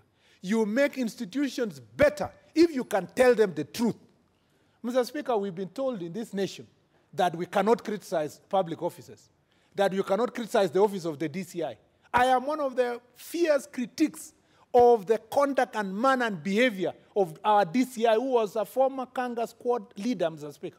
I am one of his former critics because, Mr. Speaker, that office must be run in a manner that appreciates that this nation is a nation that is based on rule of law. Mr. Speaker, can you imagine a DCI putting a post on Twitter asking people to tell us whether they have seen vehicles that, Mr. Speaker, vehicles that are supposed to be subject of investigation, vehicles that are supposed to be bought to be for projects, Mr. Speaker, of dam projects. Yet, Mr. Speaker, you just find out, as it's been reported today, that all those vehicles are owned by government, a government entity called Rift Valley Water Service Board. And, Mr. Speaker, they are in a yard of government there. The government bought it as project vehicles, Mr. Speaker. Mr. Speaker, what kind of mentality is that? Mr. Speaker, this nation, we must, Mr. Speaker, as a country, be ready to speak the truth. I like what Senator Orengo said in court last week, Mr. Speaker, when he said that the office of the DCI, Mr. Speaker, has become an office that has been misused to do targeted investigation. But, Mr. Speaker, when Murkomen says it, it becomes, it sounds like, Mr. Speaker, that, it is a critic of government, or all that kind of thing. I have said, and I want to insist, every citizen of this country who has the courage to criticize and bring out the weaknesses of public office, especially the ones that are most dreaded by citizens of this country, deserve an award. And I deserve, Mr. Speaker, recognition and award for standing in the gap and standing to push for a better institution of the Director of Criminal Investigation. Award for standing in the gap and standing to push for a better institution of the Director of Criminal Investigation. Mr. Speaker, I have always said that it is only the guilty who are afraid, Mr. Speaker. But those of us who have, Mr. Speaker, clear conscience, who have never touched any single public funds, Mr. Speaker, never been accused of misappropriation of any public funds, Mr. Speaker, have the courage to speak in public, because we cannot be intimidated, we cannot be threatened, we cannot, Mr. Speaker, be shouted down, because they know our records are clean. It is only until the day, Mr. Speaker, you put your hand and finger in the cookie jar, Mr. Speaker, that you now start become scared, Mr. Speaker. You now go around saying, let's defend this office and the other one. And I've always asked myself, if a public officer, the DCI, the IG, Mr. Speaker, the EACC, any institution, if they are doing the right thing, Mr. Speaker, they don't need political support. They don't need campaigns. They don't need people to go around the country saying, we support, we support. In fact, that office is supposed to investigate the same people who are saying we support.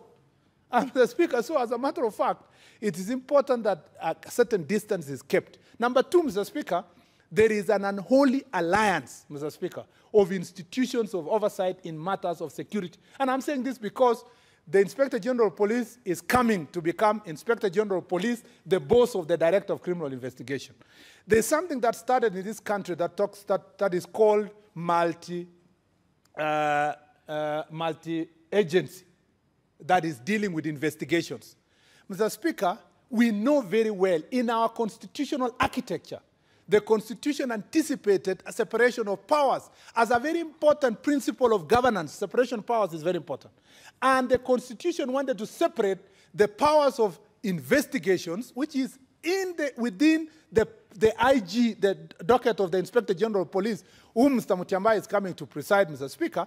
The Inspector General of Police is in charge of investigations. The Constitution says, Mr. Speaker, that the Director of Public Prosecution has the responsibility to direct the Inspector General of Police to carry out investigations.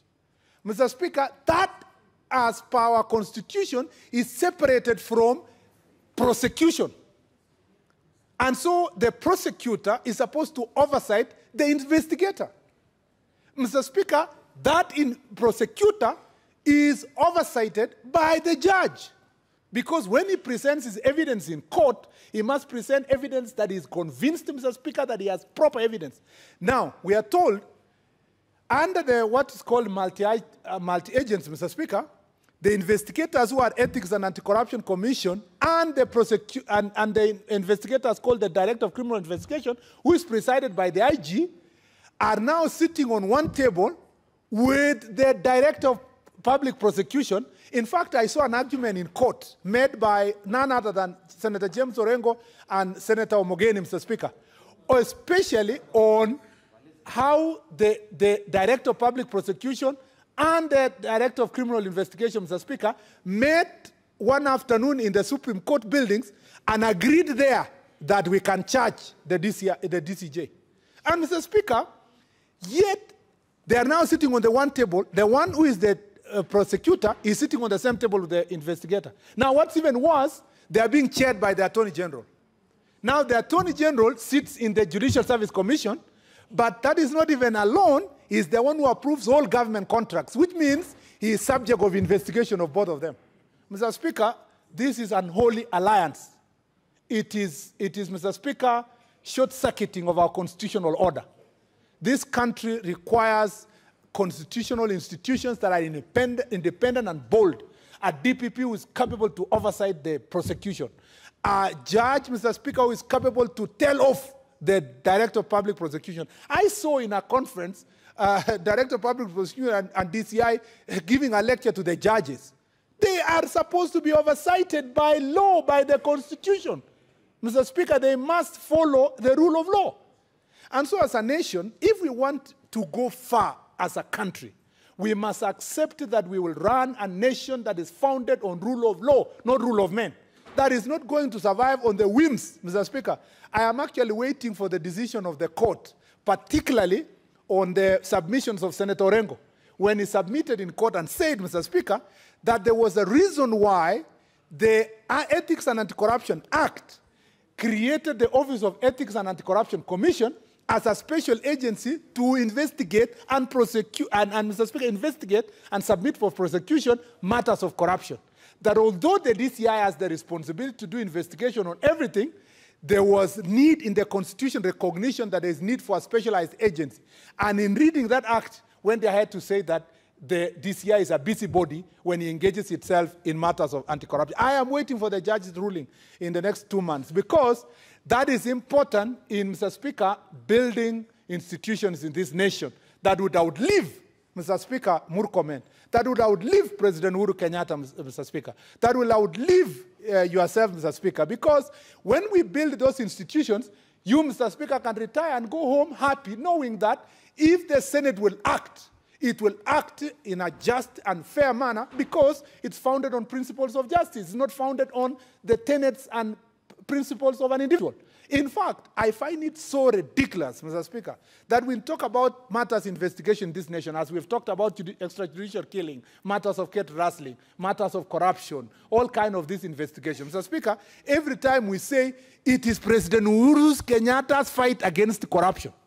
Mr. Speaker, if we are going to allow ourselves and indoctrinate our heads that fight against corruption is only for President Uhuru Kenyatta, Mr. Speaker, the fight against corruption must be for every citizen. It must be a calling from the youngest person to the oldest. But once we put it in the docket of an individual, of the president, Mr. Speaker, it means then it cannot outlive generations. It is not inspired by the desire. It cannot be seen outside political influence. It must be seen, Mr. Speaker, that President Kenyatta is leading the nation towards a collective responsibility for all of us to implement the Constitution on matters that are related to fighting corruption. Therefore, Mr. Speaker, I support the appointment of Mr. Mutemba. I support, Mr. Speaker, the fact that he's a qualified citizen, that we have been told with the information that we have, unless something else comes, there is a man who has lived a life of integrity, Mr. Speaker. Mr. Speaker, this is a nation, and I want to tell him that once you go to public office in this country and you are in a pedestal where everybody can see you, he must be ready to be stones to be thrown at him by so many people and so many characters in social media, in, Mr. Speaker, in the traditional media, people who try and convict you, Mr. Speaker, and give you certain branding. Mr. Speaker, no wonder as a nation the newspapers ran 2 days consecutively that we suffer from depression. If you read the comments we have on Twitter, Facebook, and social media and WhatsApp, we are truly a depressed nation because the conversations we are having there are depressive in nature. You have cyberbullies, Mr. Speaker. You have characters, Mr. Speaker, who are creating fictitious stories and in the name of blogs and so forth. And I hope, Mr. Speaker, that this year the new Inspector General of Police will also fight these characters who are using social media to spread hate, Mr. Speaker, to spread falsehood, to, Mr. Speaker, use our names in a manner that does not befit leaders, Mr. Speaker, by coming up with pseudo and parody accounts that actually communicate the wrong information, Mr. Speaker. Senator of Narok, Senator Olekina, is telling me that there is a shortcut to dealing with cyber fraud, Mr. Speaker, and persons who are impersonating us in social media. Mr. Speaker, I wish to say that this is a very important motion, and I support. Thank you, Mr. Speaker. Thank you. Honorable Senators, I have a communication to make. I would like to acknowledge the presence in the public gallery this afternoon of visiting students and teachers from Kariobangi Baptist School, Nairobi City County. In our usual tradition of receiving and welcoming visitors to Parliament, I extend a warm welcome to them, and on behalf of the Senate and on my own behalf, wish them a fruitful visit. Thank you. Senator Sakaja, would you like to say a word? Mr. Speaker, I have already given my submissions on the motion. I just want to, on behalf of my colleagues, welcome the students from Nairobi County to the Senate. We're glad that they've been able to come and witness the debate in the Senate, and I'm sure they saw their own senator. You know, Mr. Speaker, they call me super senator. But you said I cannot use that on the floor of the House as we debate. I want to encourage them to remain diligent in their education.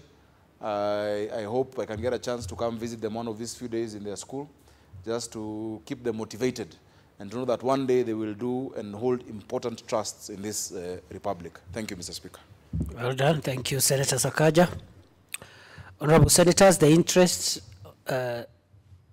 on this motion is extremely high. I recommend each senator to take no more than 5 minutes when you have a chance, so that as many of us as possible are able to contribute. Senator Olekina.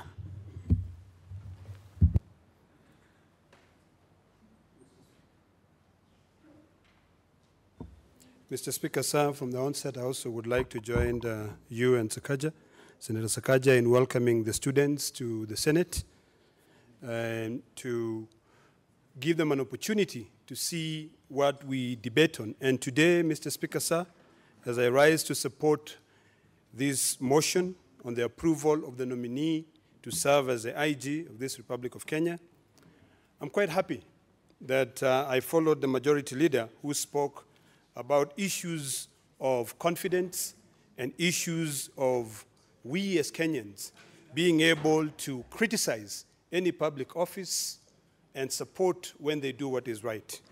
Today, Mr. Speaker, sir, a judge in, I think in Nyeri, dropped 11 charges which were brought about on a businessman called Jimmy Wanjige, and the judge clearly stated as follows, that the Inspector General of Police acted in abuse of court process and in bad faith, motivated by extraneous factors in the decision made to charge and summon Wanjige.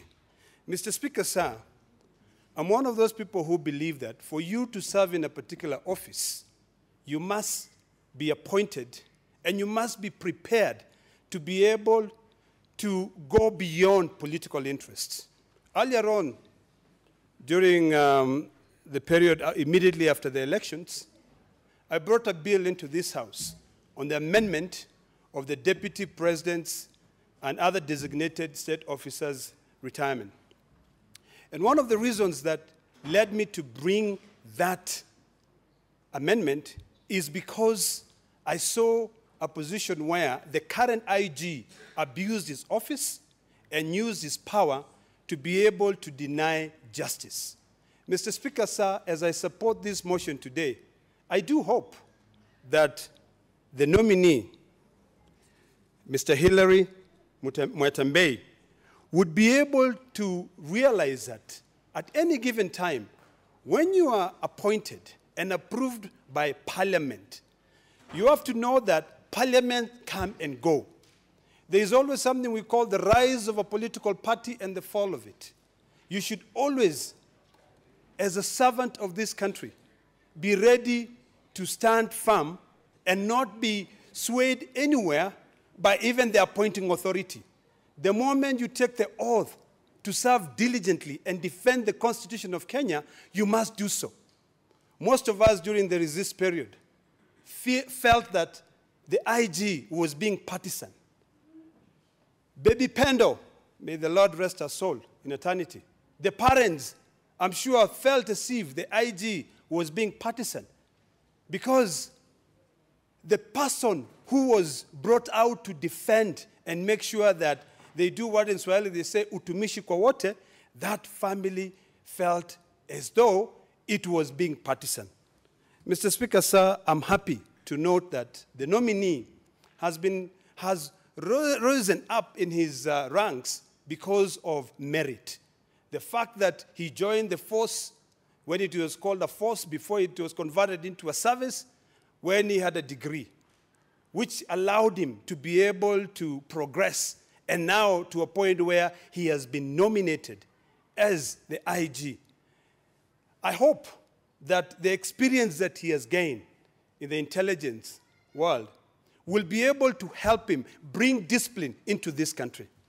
Because, Mr. Speaker, sir, what we lack in Kenya is discipline. What we lack in Kenya is discipline. I can repeat that again, Mr. Speaker, sir. Recently, I traveled to Rwanda. And getting into a police station, I wondered whether I was in a 2- or 3-star hotel. It was clean. There was order. I hope that the nominee, once he's approved by this House, and I hope that this House will approve him, would be able to bring discipline in police stations in this country.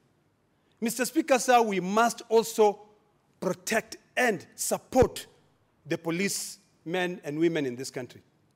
For you to become a good police officer, you must love science. You must love mathematics. You must also love English because you have to carry out investigation, you have to write. I heard the current CS of Interior saying that all police stations must have computers. If we have policemen and women who are not trained to be able to write, how are we going to be able to carry out the investigation? So I hope that as he performs his duties, God willing, when he's nominated, he can be able to begin with the basics, doing a serious audit of all the police stations in this country and ensure that they meet the current status and also they support a good trait of a policeman. Mr. Speaker, sir, I hope that the current nominee is a team player. Having worked in the intelligence, his work was hopefully to collect intelligence and pass it over to the IG for them to be able to move forward. I hope that for him to be able, and I believe that for him to be able to serve his new position well, he must be a team player and a quick problem solver. Mr. Speaker, sir, we don't want a situation where a judge would say, by allowing what the prosecutor is bringing, would be abetting corruption. When you investigate matters, the Constitution is very clear. The DPP instructs the IG to carry out investigation through the DCI. When that process is clear, it will be wrong for us again to go in and go before a judge and then the judge come and say, either you, the IG, and the DCI violated the law. We must respect the rule of law. We must respect every Kenyan who lives here. And I hope that on the issue of cattle wrestlings, on the issue of people violating the environment, that this IG can be able to stand firm because we are only passing through, Mr. Speaker, sir. We are here for a very short time. All our rivers are dry right now because of illegal activities taking place. Most people, I remember there was a truck which I personally arrested in Narok, carrying a lot of cedar trees. The next thing I realized, it was, the people who owned, when it was taken to the police station, after about 3 or 4 days, it was released with all the cedars, and they were from the Mao forest. It is sad. So I hope that the IG, the nominee, will be able to bring discipline, put the priority of the police welfare. In Rwanda, in the neighboring countries, Mr. Speaker, sir, which today everyone is looking at Rwanda, a very small country the size of Kajiado, as being the new Singapore of Africa. The discipline which is there is what is making that country move forward. And that discipline can only be brought about by a disciplined police service. So, Mr. Speaker, sir, with those few remarks, I beg to support. Thank you, Senator Olekina. The remarks are not few. Thank you very much. I encourage each speaker to use 5 minutes or less so that all of us can speak. Senator Cheruiyot. Thank you, Mr. Speaker. Mr. Speaker, I'll try and live by your ruling or advice on the need for us to observe time. This is a very important exercise that you're doing, Mr. Speaker. We are approving the nomination of the next Inspector General of Police, an officer who plays a very integral part in making our society what it is, who, if he lives by the dictates of our Constitution, shall give us a fair and just society where we can all be secure, do business whichever part of the country that we want, and live peacefully with one another. Mr. Speaker, because this is a nomination process, when I have taken time, and I think I was the first one to pick the report of a committee the minute it was just tabled by a leader of majority, to just read through, first of all, the CV of this particular gentleman, and also, very importantly, the responses that he gave to the questions that he was asked by members of the vetting committee, members of this House and those of the National Assembly. And in reading those responses, Mr. Speaker, I paid keen and close attention to how he responded to questions which, in my opinion, are the top 3, 4, or 5 issues that affect our police service. And things which, if I was told today that you have been given a duty to today cease being Senator for Kericho and become Inspector General of Police, I would try and address them because, in my opinion, I find those to be the issues which Kenyans or the people that we represent in this House, our bosses, Mr. Speaker, find to be of great concern to them. Issue number 1, Mr. Speaker, and I have taken time to read through the responses, was on what he said about corruption in the National Police Service, Mr. Speaker, that the nominee informed the committee, Mr. Speaker, that he will be guided by Chapter 6 of the Constitution on leadership and integrity, and he will work closely with EACC in investigating and taking action against corrupt police officers. Unfortunately, Mr. Speaker, since I came of age, the last 3, 4, or 5 police commissioners, this is one of the aspects in which they have failed and failed terribly at it, Mr. Speaker, because it is not a secret that in this country, any place you go and you interact with the police of this country, chances are, even if you're seeking service, that ordinarily because you're a taxpayer, you should be guaranteed that somebody has infringed on your rights and you want that person to be apprehended without parting with a bribe, you will never get that service. And unfortunately, it happens to us, even those of us that are leaders. I had this experience a few weeks ago, Mr. Speaker, where somebody broke into a business premise that I have interest in. And when I saw the services of a police officer, somebody that I thought I knew very well, they went ahead and told me, but of course, you know, today being a Friday, a long story, long theories, Mr. Speaker, but the long and short of it is that they were telling you, you know that we cannot be moved or we cannot be prompted without you parting with a shilling. Therefore, I'd wish to keep this report so that Mr. Hilary Mutyambai, 3 or 4 months down the line, by the time you finish and you celebrate 1 year in office, I want to measure you by the score of how much you will have introduced and infused good discipline into our officers so that they live by their clarion call of utumishi kwa wote, service to all, so that a poor person can walk into a police station and know that they do not have to have a shilling in their pocket for them to be assured of service. That this bad habit of seeing police officers when you're driving down our roads, Mr. Speaker, in every roadblock, those are toll stations. I'd wish to see him get into his car, perhaps as a decoy, and just stop and see the kind of things that his officers do on our roads. Mr. Hilary Mutyambai, if we go ahead and give you the nod of approval, 1 year down the line, we want to measure you by this particular issue and how much you will have changed the perception and also the reality of Kenyans on the issue of corruption in the police service, Mr. Speaker. Second and most important, and I want to thank Senator Sakaja because he spent a good amount of time speaking about this issue. As a young person, Mr. Speaker, and more so as a leader representing so many young people in this house, the issue of extrajudicial killing continues to pain my heart, Mr. Speaker. It is unfortunate and it is sad that even this house being parliament, we have never formed a select committee. And I want to encourage you, Senator Sakaja, when you eventually bring a motion to set up a select committee to look into this issue of extrajudicial killing, I am willing to serve together with you. Because growing up as a young person, I watched so many of my friends, people that I went to school with here in this city, Mr. Speaker, being killed.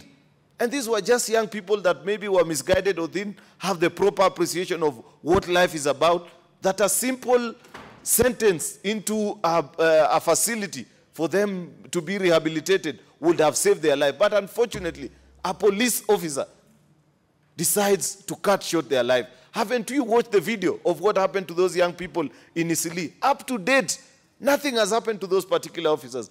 We have made it our culture so much such that there are police officers even who run Facebook pages known as Hezi Wadandora, Hezi Wakayole, where they give warnings. And true to their word, if they tell you that Sakaja, get out of this hood or we are killing you, if you do not get out, true to their word, they kill you.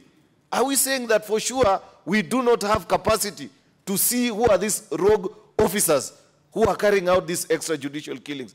Therefore, Mr. Hilary Mutyambai, should we approve you, 3-4 months down the line, we want to measure you and see how much order and discipline you will have brought to the police force on account of extrajudicial killings. Will you have stopped it and the officers who are found to be culpable to face the full effect of the law? The third and the final thing, Mr. Speaker, because I had 4 other points, but in the interest of time, I just want to take time.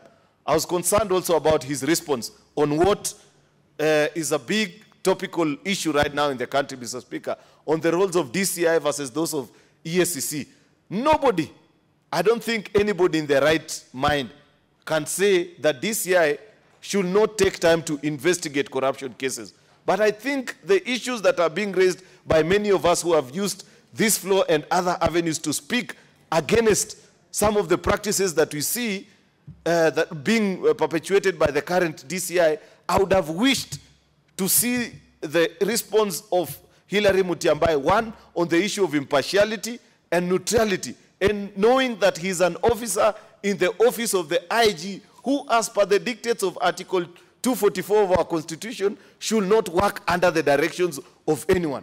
Unfortunately, we continue to see and hear the way some of these investigations are being carried out. You can clearly see that this particular officer is under the directions of someone. And therefore, it is unfortunate that this committee did not press Mr. Mutyambai hard enough to ask him to speak to, one, the issue of impartiality, the issue of being independent, operating and doing. It is my wish we have ESCC, we have DCI, even if we were to have 10 other institutions that will help us slay the dragon of corruption, Mr. Speaker, I will never be opposed, so long as they live by what is expected of them by law. And therefore, on this count, I am extremely worried, Mr. Speaker, because he gave a very plain answer of saying that as per the Act of Parliament, it is within our mandate. That wasn't the issue. We appreciate and we know that the DCI has powers to investigate corruption, but the issue that people have continued to raise on how he executes his mandate, whether there is a hidden hand behind how he carries out his duties. And therefore, the challenge that I want to give Mr. Mutiambai as I conclude, Mr. Speaker, is that run a police officer that is impartial, independent, and serve the people of this country with great dignity and honor, such that in another 4 years' time, when this House reconvenes to discuss another motion like this, they will look back with pride and say, there was a police commissioner. With those very many remarks, Mr. Speaker, I beg to support the nomination of Mr. Hilary Mutiambai as the new Inspector General of Police of the Republic of Kenya. Thank you, Mr. Speaker. Thank you, Senator Cheruiyot. You've done well, except on the fulfillment of your promise to spend 5 minutes or less. I continue requesting you to spend 5 minutes or less so that we can have as many speakers as possible. Senator Dr. Msuruve.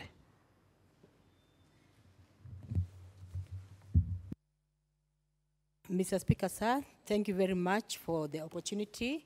I truly appreciate the opportunity you've given me to support this, to add my voice to this motion. And Mr. Speaker, I want to say that the issue of security is very important in this country, and a country can never be stable without security. So this nomination has come in handily so that there's no gap left in the issue, in matters of security, Mr. Speaker. And I want to say, Mr. Speaker, that I have truly not interacted with Henry, but I want to say that from the comments that my colleagues have given about Henry, I have no doubt that he has what it takes to pick up this position. And Mr. Speaker, I see the appointment of this one Henry as a combination of theory and practice. One, it comes out very clearly. Which Henry are you talking about? Senator Msuruve, which Henry are you talking about? Because I see no Henry before us. Mr. Speaker, I'm talking about Hillary, the IG. You said Henry, not once, not twice, several times. Mr. Speaker, I stand corrected. Proceed. I'm talking about the appointment of the IG, and I'm saying that I'm supporting the appointment of the IG. Proceed. And I want to say, Mr. Speaker, that from what has been communicated, it is an issue of theory and practice. He has the theory, yes, he has gone to school. He has also practiced, yes. And Mr. Speaker, I also see it an issue of calling. It is not just theory and practice, but it is also an issue of calling. Because this is somebody who has a first degree, but he just voluntarily decided to go to the police force and even started from the lower cadre. That shows that he actually has a calling for this service. And Mr. Speaker, when one does a job that he has a passion for and he has a calling for, he does it with the best interest. He does it at heart. And I want to believe, Mr. Speaker, that the IG is going to do what he really desires to do in the bottom of his heart. Mr. Speaker, there's need for him also to have a plan for what he wants to do, to have a strategy, to have an objective, and to have a roadmap, so that at the end of the day, people will actually say, yes, his appointment was legitimate, his appointment was appropriate, and he has actually lived to his promise. Mr. Speaker, there are a number of issues that he needs to really put into consideration, like, for example, Mr. Speaker, the issue of corruption among the police force. And Mr. Speaker, I have an experience with the police, a very nasty experience. You know, sometimes you're going somewhere and a long journey, and you're just stopped and you're told that you are overspeeding. Sometimes you're not even overspeeding. And Mr. Speaker, what goes on after that, sometimes it's not very good. Mr. Speaker, I remember an experience I also had. I was going somewhere with my children, and a police officer just stopped us and said, before my children. Mr. Speaker, it was not right at all. And there's need for the police force to be cuttier in the manner in which they address the public. Mr. Speaker, this is a gap that is missing. There's need for communication. There's need for capacity building in the police force so that they know how to address the public. The police should know that they are not enemies of the public, but they're the first friends. In fact, they ought to be the first friends of the public, Mr. Speaker. We need to see our police and say, I will confide in this police officer and really tell him what I'm going through. Sometimes, Mr. Speaker, some people prefer even meeting a thug in the night than meeting a police officer. Because sometimes a thug, you can negotiate with the thug and say, I just have this, this money with me. And then sometimes they can even slap you. Why do you have only 5,000 instead of 10,000? And then they let you go. Sometimes you meet a police officer, you're not sure how to behave, Mr. Speaker. So I want to say that this is an area that he really needs to ensure that his house is in order. And I want to also come out strongly also, Mr. Speaker, to support and twist the police officers themselves. Mr. Speaker, sometimes these people are under stress. In as much as they're providing us security, right now they're the most targeted and they're very insecure. And they need to do something. Like, for example, when you're talking about the housing issue, right now they're paid an allowance to look for houses. And the best places they can go to, maybe they can go into the slums. And Mr. Speaker, once a police officer is staying in the slums, he's compromised, his family is at risk. In fact, he's very insecure. Even, everybody else would be more secure than the police. And Mr. Speaker, there's need to look into the police issues, because sometimes even when they're harsh on citizens, when they're harsh on people, sometimes they could be, venting their anger on the wrong persons, Mr. Speaker. So they are also under stress, and there's need for them to feel that even if they're doing their job, even if they're serving Mwananchi, there's a reward into it. There's an incentive. So they need to also look into the promotion of police officers, so that they're not just stagnant at one place, but there should be also a process of ensuring that if one has been in the police force for quite a number of years, then there's a mechanism in which one can get promoted, so that even when they are working, there's incentives. All workers feel good when they're appreciated. All workers feel good when they're incentives. Mr. Speaker, I want to believe that this IG is going to put his house in order and is going to even ensure that technology is within the police force. Mr. Speaker, there is need to really ensure that even things are in order. Mr. Speaker, there are times, sometimes you report something to the police. You go to the police, they take you through a strenuous activity, OB number, right, what happened, they listen to you, you explain, until you explain the last word is not there. Mr. Speaker, they give you an OB. When you go home, you are relaxed, you know, I've reported to the security officers, I've reported to the police, they're going to sort out my issue.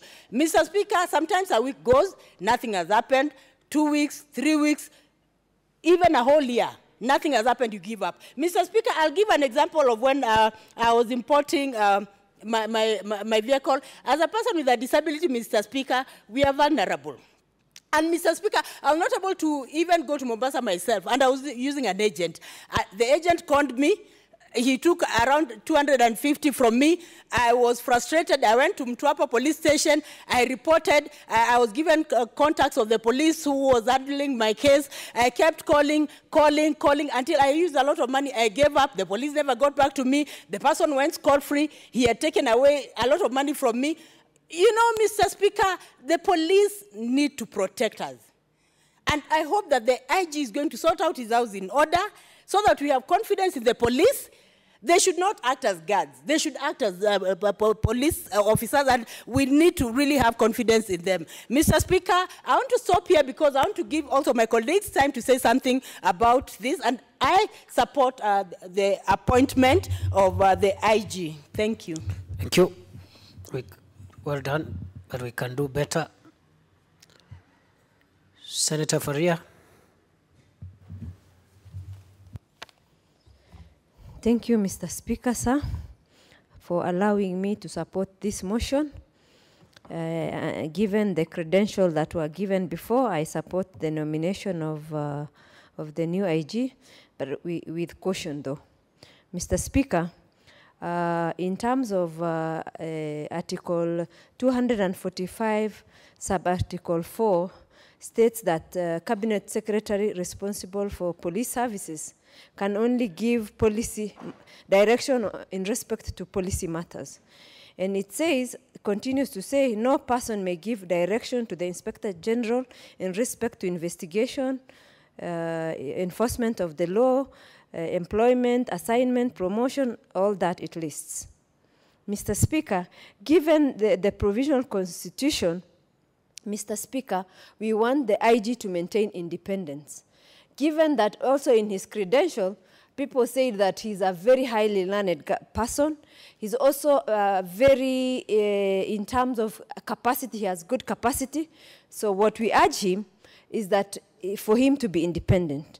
Mr. Speaker, given that also the National Police Force was changed to be National Police Service, Kenyans anticipated that there will be changes in the attitude of the police, Mr. Speaker. If you look at Article 246 of the Constitution, it also creates National Police Service Commission, and which, among others, Judge of High Court or retired police officers, among others, Inspector General of Police is a member of that commission, Mr. Speaker. Given that Kenyans voted for the Constitution in 2010 overwhelmingly, and they did not want a police commissioner who was forceful. They wanted police services that will give services, at the same time ensure that the law is enforced in a friendlier manner, Mr. Speaker. Mr. Speaker, after the Constitution was passed, now almost 9 years down the line, we have not seen change of attitude by the police, Mr. Speaker. Mr. Speaker, so what we expect from this new IG, given his capacity, given that he rose through the ranks very fast because of his capacity in terms of his knowledge, because he even joined the forces when he was so qualified. So, Mr. Speaker, we want him to be at the level where Kenyan wanted him to be. So we want him to be independent, Mr. Speaker. Mr. Speaker, we also want him to ensure that his power is exercised we expect him to have respect to law and order, because that is what the Constitution demands of this country, that there is law in this country, Mr. Speaker. But the power that he was being given by the Constitution, we need those powers, him to balance between power and responsibility to the people of this beautiful country, Kenya. Mr. Speaker, we also want, the Nairobi senator talked about extrajudicial killing in Nairobi County of the youth, Mr. Speaker. Mr. Speaker, I come from a county where extrajudicial killings has been in name of shifter. It has moved from in name of shifter, it has come in name of terrorism. And from even the Dusit attack, we've seen that now the terrorism is taking other, ethnicity. But Somali community and predominantly Muslim communities have been targeted. Up to now, that still continues.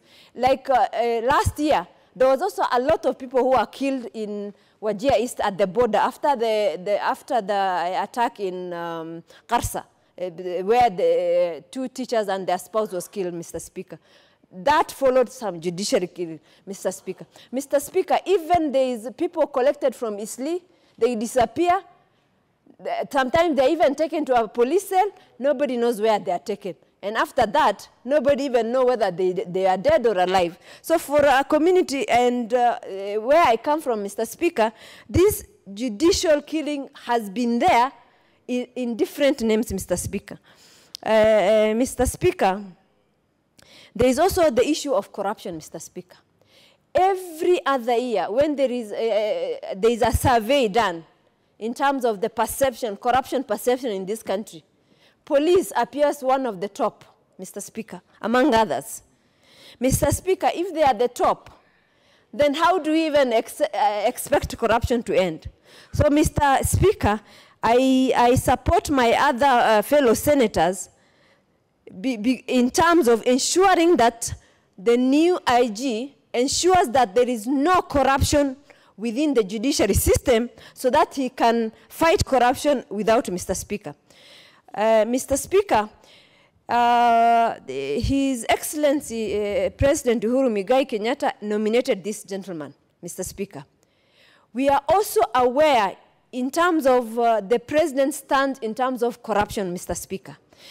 For me, I'm one of the people who believe that probably corruption should be declared a national disaster so that it can gain the attention it needs. Try and summarize. We have so many other speakers left, and we have to get this done today. Yes. 2 minutes, maybe. Mr. Speaker. Try to summarize. Okay. Mr. Speaker, if we talk about the same thing year in, year out, even in this house, in terms of corruption, in terms of the top, the president talking about also corruption, then it does not change this country to better. And Mr. Speaker, if we do not address this issue of corruption, Mr. Speaker, history will judge this house and anybody else with authority harshly, Mr. Speaker. Mr. Speaker, I want Hillary, before his tenure expires, that the next perception report before his tenure expires, that the police is free from corruption, Mr. Speaker. Otherwise, short of that, Mr. Speaker, this country will lay behind in terms of development compared to other countries. Yet, this country, we have highly skilled people. Education is very high level compared to our neighbors, but our neighbors will surpass us in terms of development if the vice of corruption is not tackled, Mr. Speaker. I thank you, Mr. Speaker, for giving me this opportunity to tackle this issue. I thank you, and I support Mr. Speaker. Thank you, Senator Faria. Senator Professor Ongeri. Mr. Speaker, for giving me this opportunity to contribute on the nomination of Mr. Hilary Nzioki Mutyambai. We make laws as a country or as a legislature. The law and order is left to the law enforcement agencies. And I think sometimes we overstep our mark by trying to give all sorts of directions to what the law enforcement officers should do. While supporting the appointment of Mr. Mutyambai, I really want to say that in many instances, one of the most scaring events in our society is when there is a breakdown of law and order. And I remember there was such a time during the post-election violence, 2007, 2008, and I was privileged to be in that Serena team. And one of the things that came out quite clearly, and we all, both sides of the divide, agreed upon, is the rule of law. It must be dominant, it must be practiced, it must be the order of the day. Therefore, I hope that the new Inspector General will abide by the rule of law. They will execute his mandate in accordance with the rule of law. So we don't have to hear these other elements of extrajudicial killing, because that will not be within the rule of law. Secondly, Mr. Speaker, one of the things that pains me is things that are obvious.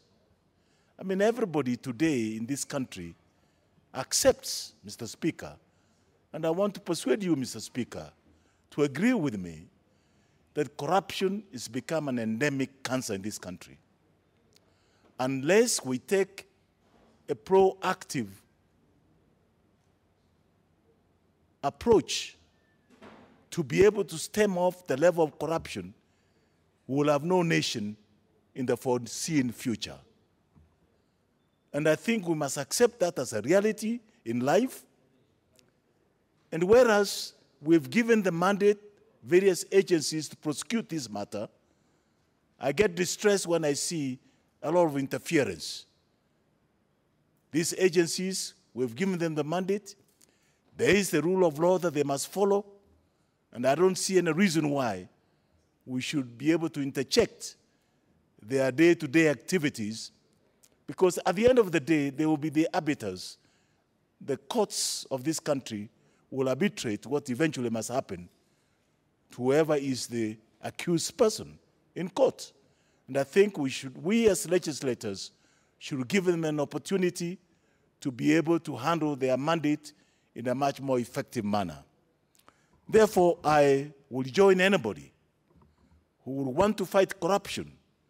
And sure enough, the IG, in consultation with the EACC, in consultation with one of his departments, which is the DCI, are fully mandated to be able to go head on in confronting this monster called corruption. This country is bleeding because resources have been squandered, resources have been wasted, and I would expect that one of the most important elements, jobs that will be done by the Inspector General, will be able to put this house in order, particularly the way the management of our resources are being carried by those who have been given the responsibility to administer over the resources and finances of this country. And I think it should not rest. Point number 2, the Inspector General must also look at the welfare of his officers that have been put under his command. One of the most pathetic things is that they toil and they work under very difficult circumstances. Sometimes they go for many hours without rest. We've just come from Wajir with the chairman of the Education Committee and the team. And we left here in the morning, the whole day, and I saw those officers who are looking after us from morning till evening under that sweat, that heat. I came back today feeling tired, and they were not tired, and they were still going. So one of the things that the Inspector General must do, apart from looking after our security, looking after our welfare, he should also look after the welfare of his own officers who are under his command. Without that welfare being looked after, we're being very unfair to our women our uniformed men and women in service. Point number 3 that I expect the Inspector General to do, the drug menace in this country is overrunning our youth. We have lost the youth through moral decadency, and we need to restore and we need to bring back our youth to our families. And I hope through other measures, both the measures that will be within the legal mandates of the IG and the religious mandates and the community mandates, we're able to rehabilitate the drug peddlers back to normalcy. Mr. Speaker, I just wanted to make those 3 major points. 1, corruption is real with us. Let's deal with the monster. Let the IG be able to take over and deal with that monster. 2, let him look after the welfare of his officers so they can be able to do the right thing. And 3, let us deal with the issue of drug peddling in this country, because it's going to destroy a society and a nation for the future. Thank you. Thank you, Senator Ongeri. Senator Christopher Lagat. Thank you very much, Mr. Speaker, for giving... Is it Lagat or Langat? Langat. Langat. Yeah, the Kipsigis are Langat, the Nandis and Keyos are Lagats. Wow. Thank you very much, Mr. Speaker, for giving me this opportunity to stand and support the nomination of Hillary. The other name is so difficult for me to pronounce, but I can say Mutia Bai. I want to say that based on the record I have in this particular document, he is qualified. He deserves the job. I want to mention some few things, Mr. Speaker, sir, that I would like to advise him so that he may improve the police service in this country. One, it is my advice to IG that he may live above else. He may live above any political influence so that he may serve this country without favor or any discrimination. It is my wish that he may live professionally, political influence may actually use him as a tool to achieve his own selfish goals. Number two, Mr. Speaker, sir, I would like to say, to support the point that Mr. Ongeri has already said. It is my wish that he will examine very closely the police service welfare. More often than not, Mr. Speaker, sir, we blame these people even on corruption and everything else without looking at sometimes what they are earning. I was teaching most of the police officers when I was a lecturer in Moi University, and unfortunately, Mr. Speaker, sir, most of them could not even complete their diploma courses, and when you find out the reasons behind was that they were unable to pay for their fees. One time I was so, I became very critical and discussed with one of them, and I realized that their salaries could not even enable them to pay for their fees. And this is one of the things that have been motivating them to engage themselves into corrupt deals. Most of these police are living in their conditions, Mr. Speaker, sir, and I would like to say that Mr. Mutiambai must look at critically the welfare of these particular police officers. Number two, Mr. Speaker, sir, is welfare to do with their families. Where on earth should we always think that if these particular people at some point of time, if they are transferred next to their homes, they cannot serve very well? There was a study that somebody was doing sociology among the police one time presented in Moi University, and I discovered, Mr. Speaker, sir, that most of the families where children are truant and children are very indisciplined come from the children of these particular people who are working in either armed forces or the police service. These are people who rarely go to their homes, Mr. Speaker, sir, and you find out that even correcting their children and bringing up their children is a challenge. So it is my contribution that the IG will look at into current system and trends all over the world that determines the welfare of the police. I've seen even in America that the police are posted at some age closer to their families so that they may be able to bring up their children very well, Mr. Speaker, sir. So I want to say that these are the areas that modern police service needs to be taken care of so that they can serve as well. You find also one time somebody studied and found that when the HIV/AIDS was very rampant in this country, the most affected people were the people who are working in either armed service or the police service. These are people who luckily their work regulations has it that they work away from their families for 12 months. And you find out, Mr. Speaker, that these are people who rarely get into their families to get their family needs. These are people who rarely meet their wives or their spouses. And I would like to say, Mr. Speaker, sir, reforms must be put in place to take the police closer to their families so that they do what family matters requires more than anything else, Mr. Speaker, sir.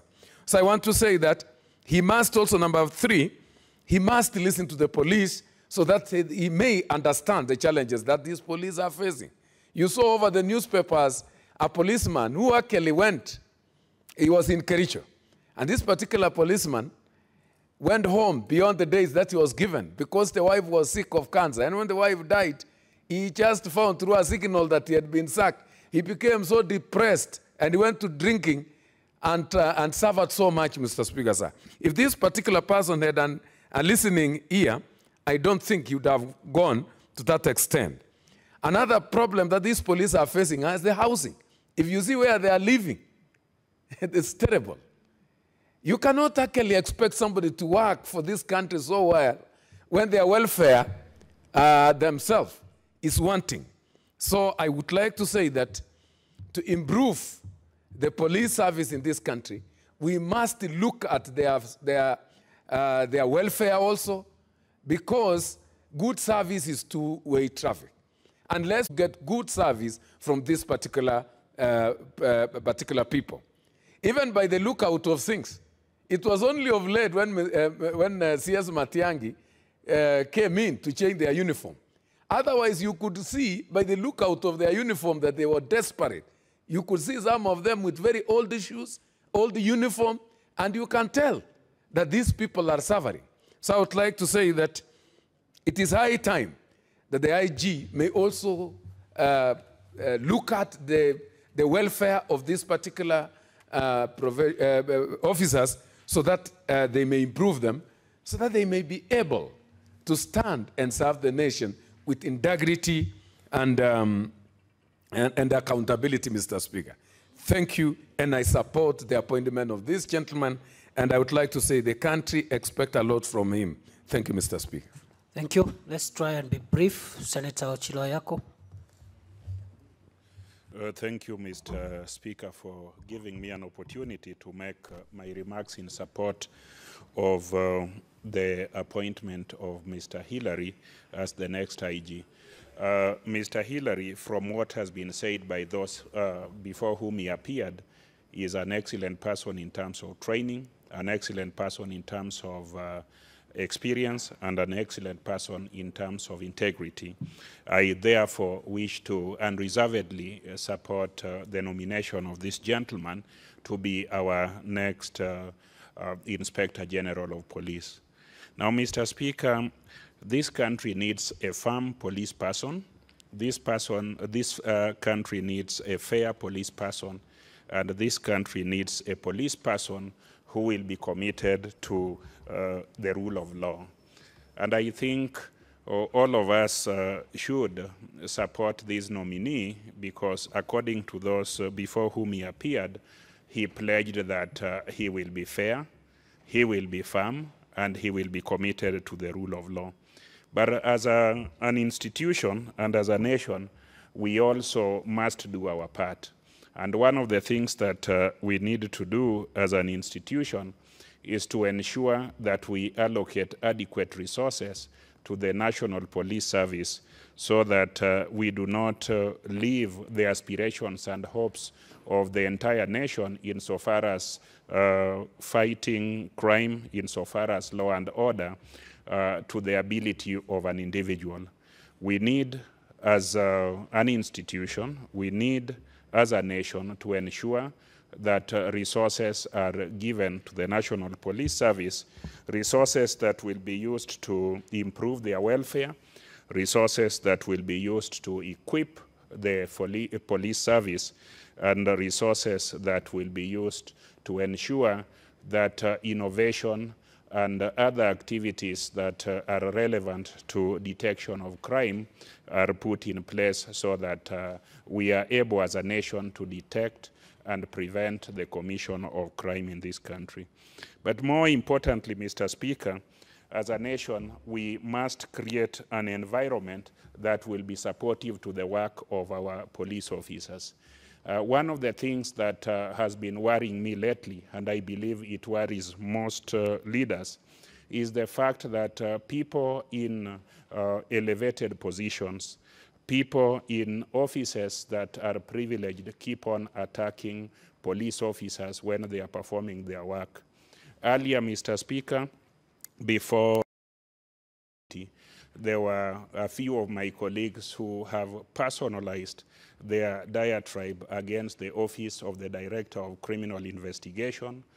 Allegations are spewed left, right, and center, claiming that that office is motivated by partisan politics, is motivated by vindictiveness and probably political witch hunt. Now, Mr. Speaker, I want all of us to imagine if you are a police officer, you are poorly paid the way all of us seem to say here, you have been posted away from your family, and over and above that, leadership that is supposed to be supportive to your work is talking ill about you and telling you about some faceless politicians who have given you an agenda to fight other people instead of working. Now, what I think would work is for us to appreciate the difficult task that police officers have to work under. We have to appreciate that these officers are not supported in terms of resources, they are not supported in terms of equipment, and more often than not, they lose their lives and their families to criminals or people who want to revenge because perhaps they were arrested or they were on the wrong side of the law. So I would want to encourage my colleague, as we appreciate Hillary, to also be supportive of both the office of the IG and other associated offices, so that these offices can collectively, as institutions, deliver in the war against crime. Mr. Speaker, I also want to just conclude by reminding us, including myself, that if you look at Section 35 of the National Police Service Act, a lot of misinformation has been peddled out there that the office of the DCI has no legal mandate and has no responsibility to investigate matters corruption.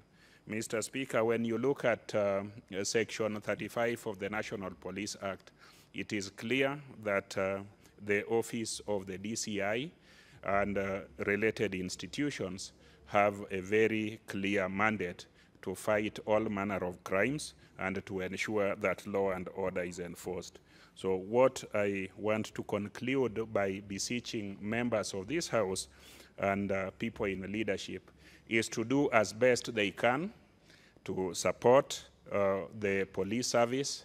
If we do not support the police service and merely criticize them, I am sure they will be motivated. I am sure they will not do or serve the public the way we expect them to serve the public. So I want to pledge my support to the nomination of Mr. Hillary to the office of the Inspector General, and plead with my colleagues to, besides supporting the nomination, to support the provision of resources and an enabling environment for this officer, together with his and other colleagues who will be supporting the war against crime to do their work for the welfare of this nation. Thank you, Mr. Speaker. Thank you too. Senator Naomi Wako.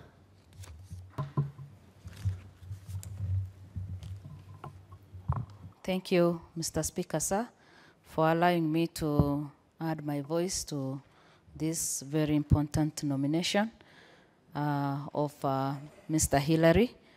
Mr. Speaker, much has been said by honorable senators. Mine is just to add on to what they have said. As I said earlier, this is a very important office that we are discussing, and we all know the history of police service in Kenya, and Kenyans currently have no faith in what our policemen and women are doing. And that is why we have poor working relationship between police and the public. Many people have no faith. They cannot even think of going to the police station because of the mistreatment they receive from the people.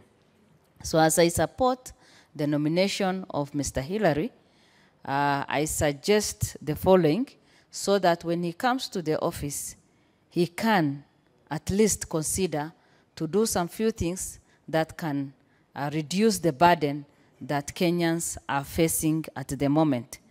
I have touched on the poor relationship between the the public and the police officers, that needs to be worked on, because if we cannot work on that, then there is no way we can have a cohesive society whereby we can all work together.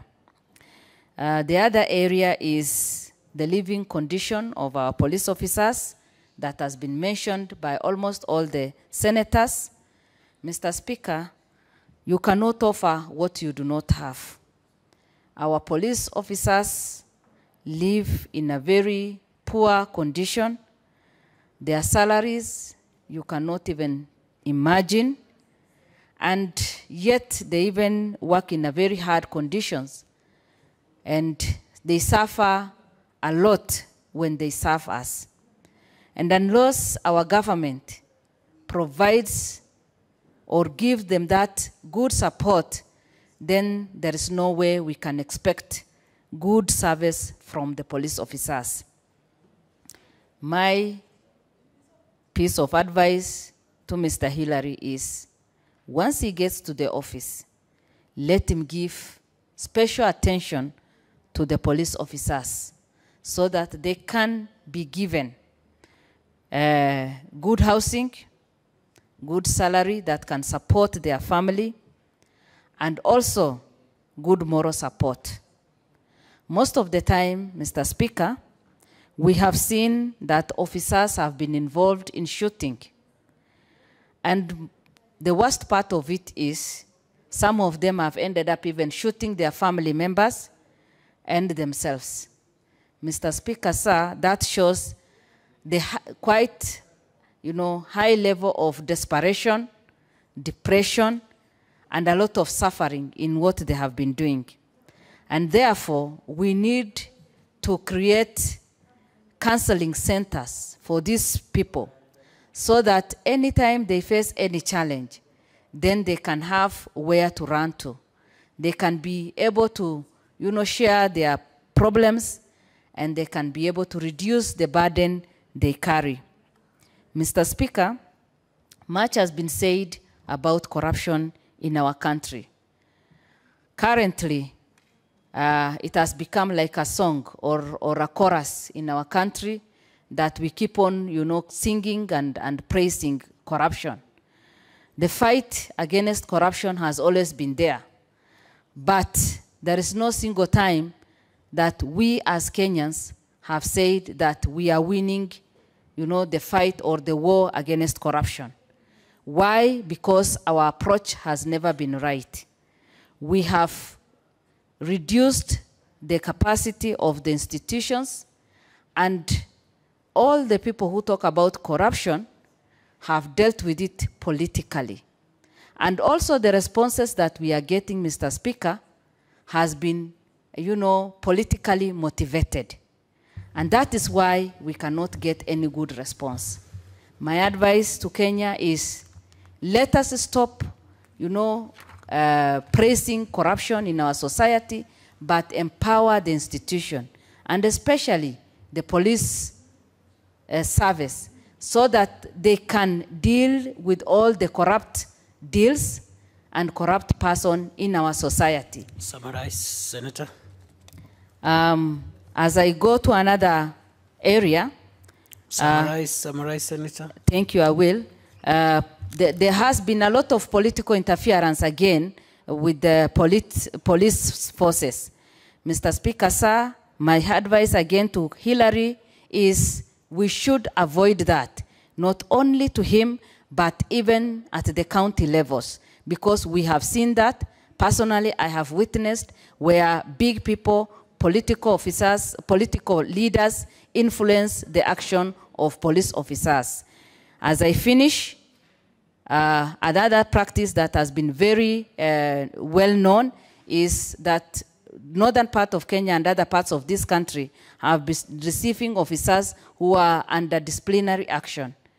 All Kenyans deserve equal service, and so even to Kenyans, to those people who are living in northern Kenya and other parts of Kenya, let us get those who can give the services and give service that can satisfy people, not people who are on disciplinary action, who will come and mess the area. Thank you, Mr. Speaker. Thank you. Senator Charagai. Thank you, Mr. Speaker. Sir, I want from the onset to support this report by the Joint Committee of Parliament and wish Hilary Mutyambai all the best, and also celebrate Inspector General, the outgoing Inspector General Boynet. He was a very silent man with a few words, but he was very effective, at least for the time he was the Inspector General of Police. We experienced some semblance of tranquility in the security sector. Mr. Speaker, sir, I've gone through, and it seems from the report before us that the new appointee Inspector General of Police, Joseph Mutyambai, is a man of integrity.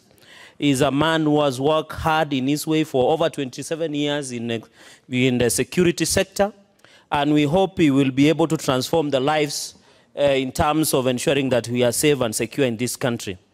Mr. Speaker, sir, I want to commend the committee because they went through the entire process as expected and laid down in the procedure. Secondly, maybe a few issues. I know my colleagues have mentioned this. Mr. Mutyambai is coming to office when we are experiencing new threats of security challenges in the country, issues of terrorism, among other cybercrime issues, the latest form of security threats in the country.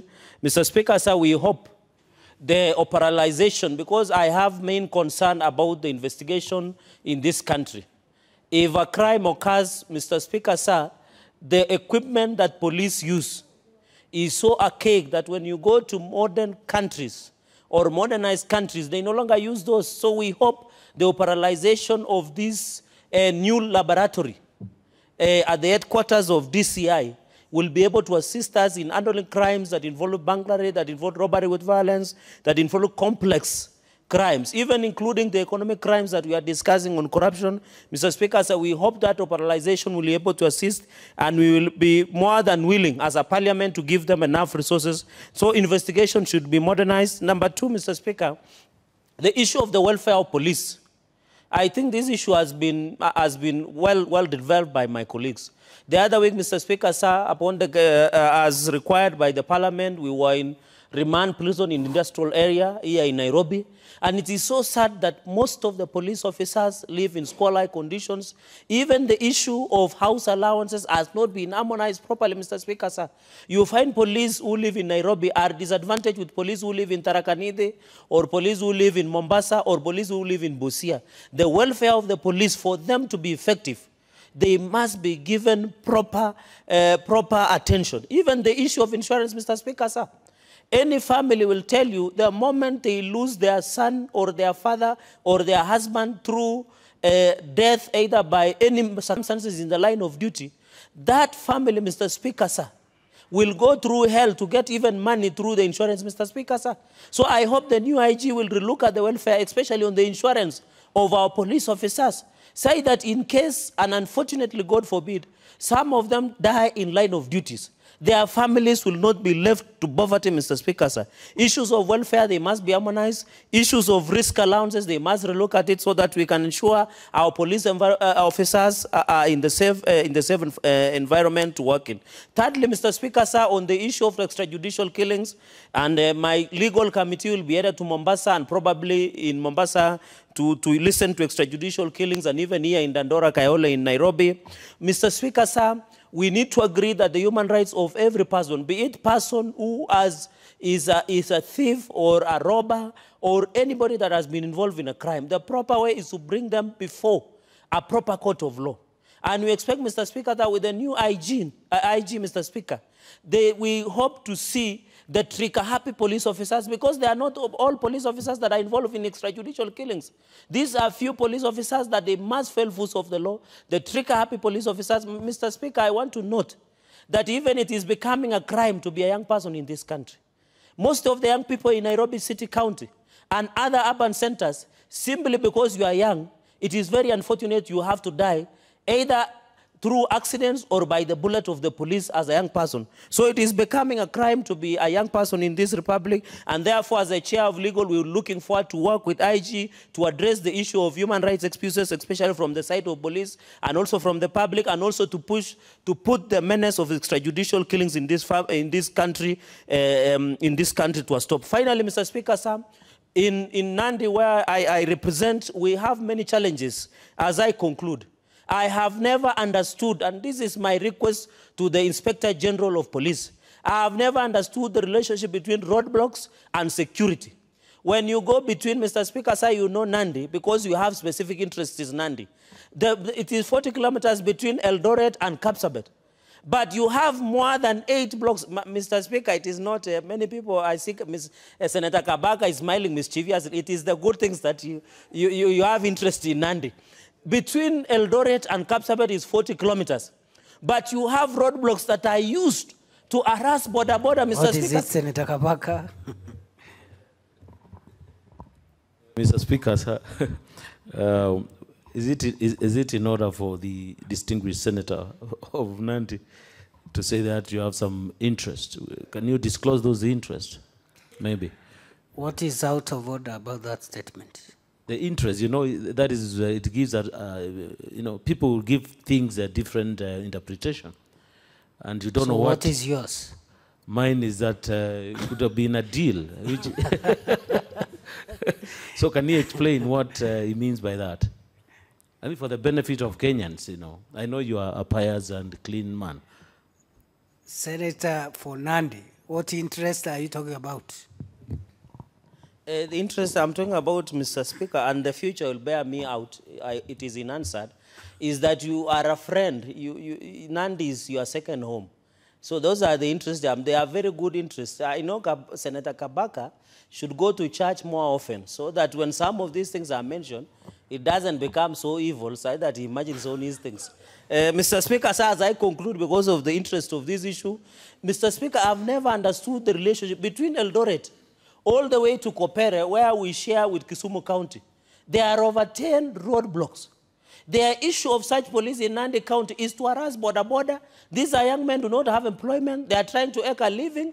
They take 50 bobs. They are harassing. Roadblocks even are not used in any way, Mr. Speaker, sir. So I hope the issue of roadblocks must be addressed so that it does not become a toll station for officers who want to fleece and frustrate matatu operators or border operators in Nandi. And in fact, I have protested formally and informally to the security apparatus in Nandi and even nationally to ensure that the roadblocks in Nandi are not used as a toll station for corruption of harassing our border in Nandi or even the matatu operators, Mr. Speaker. So I wish well Inspector General Nominee Joseph Mutiambai, and also look forward into the future of serving this country with distinction. That's not the nominee before us. The stand guided, Mr. Speaker. We have no Joseph. Yeah, Joseph, sorry. It is Hilary Mutiambai. All right. Thank you, Mr. Speaker, and I support. Very well. Thank you, Senator Charagai. Senator Professor Malakai. Thank you, Mr. Speaker, for giving me the chance also to contribute. I do not know the person of whom all the senators are talking about, and from the phrase, from what I've heard, and from all the nice things they have heard, I guess he's a good man, well-trained, and he's going to be a good IG. Now, the thing I want to say is that while some people said that the former IG was a guy who would take your phone every time you called, and if he did not take it, he would come and check his missed calls and then call you back. I want to say that I didn't get that experience with the former IG. I've called many times, and he never answered my calls. He never returned my messages. So I don't know now how some people say he was so nice. So I guess he was being partial. He was being partial. He was treating some other people differently and treating me differently. So I hope this one that will come now. What is it, Senator Charagai? I hate interrupting Professor Malakai. He's a well-learned person, but to cast aspersions by saying the former IG Joseph Boynet was treating some people differently than the others, simply because of judgment of the phone, then I think he should substantiate those allegations. If there is any senator he knows that he was being treated partially more than the others, then he cannot just say that and challenge. He must substantiate such. Senator Malakai, you would rather stick to your experience that yes, exactly. The former IG never took your phone calls. Yes, exactly. And leave it at that. Exactly, Speaker. He never took my calls, and I've heard an honorable senator there say that he never failed to call him back or reply his messages. So I stand with that because I've had that experience. So the one coming, I hope, will not be like that, because I want to deal with him, I want to talk to him, I'll be calling him because of the many problems there are in Turkana. As I've said many times here, Turkana is under siege from every corner of the neighbors next to it. And I'll be calling IG to come and help us, to come and save the Turkana people from their tribulations. Many people have said that today, Kenyans do not have much respect for the police. They do not think that the police are there to help them, despite the fact that the police have that saying, utumishi kwa wote. But these days, people are just afraid, especially in Turkana. People are afraid to go to the police station because every time you go, you must part with something. There is no service without parting with something. I got a number of examples of this. I've had a situation here in Nairobi, in this particular parliament, where I've been fleeced twice by people who know how to take money from others and who look for naive, good-thinking human beings to fleece. And I've reported this case to the police here in Parliament, and I'm telling you up to now, no arrest has been made. So that is probably because I've not given something to somebody to get this work done.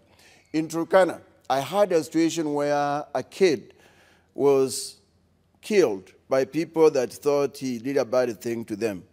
And I called the OCS of police to go and get this boy arrested. I'm telling you, up to today, nothing like that happened. That is probably because nothing was given in that particular case. So I find that the police only need to be motivated by what you give them, and then they go to work. If you don't give them that motivation, they cannot do anything. In Turkana, what they use a lot are people called KPR. These are Turkana young people who have been, who are called police reservists, but they're used a lot by the police to go and arrest mothers that are brewing busa, to go and arrest people of different crimes and so on. And I feel this is unfair because the KPR are not paid. The police are paid. So actually, the police should be the ones going to work and not the KPR. But in Turkana, the KPR are the ones used a lot as policemen. The actual policemen take their time and just collect a little money here and there from wananchi. Because of this, I hope the new IG is going to change. You know, this is a function of training. It's going to change what Kenyans feel about the police by training the police to be more responsive to wananchi, treat them with respect, and do the work for which they are employed. I understand that the police are not treated well. They do not have good homes. The salary is not so much, and so on and so on. But all the same, you do the work for which you're employed. When I was a teacher, teachers don't get much money. But I went to the classroom every day to teach people that are big men today in Kenya. So I didn't sit there to say, give me some incentive so I can go to class. I went to class every day because that was my calling. I had to be a teacher. All my life I've been a teacher. So I think there is training lacking in the police of today. They don't do the things that we expect of them, and as such, people have stopped respecting them. We just think police are people to harass and get money out of wananchi and then go home and feed their families.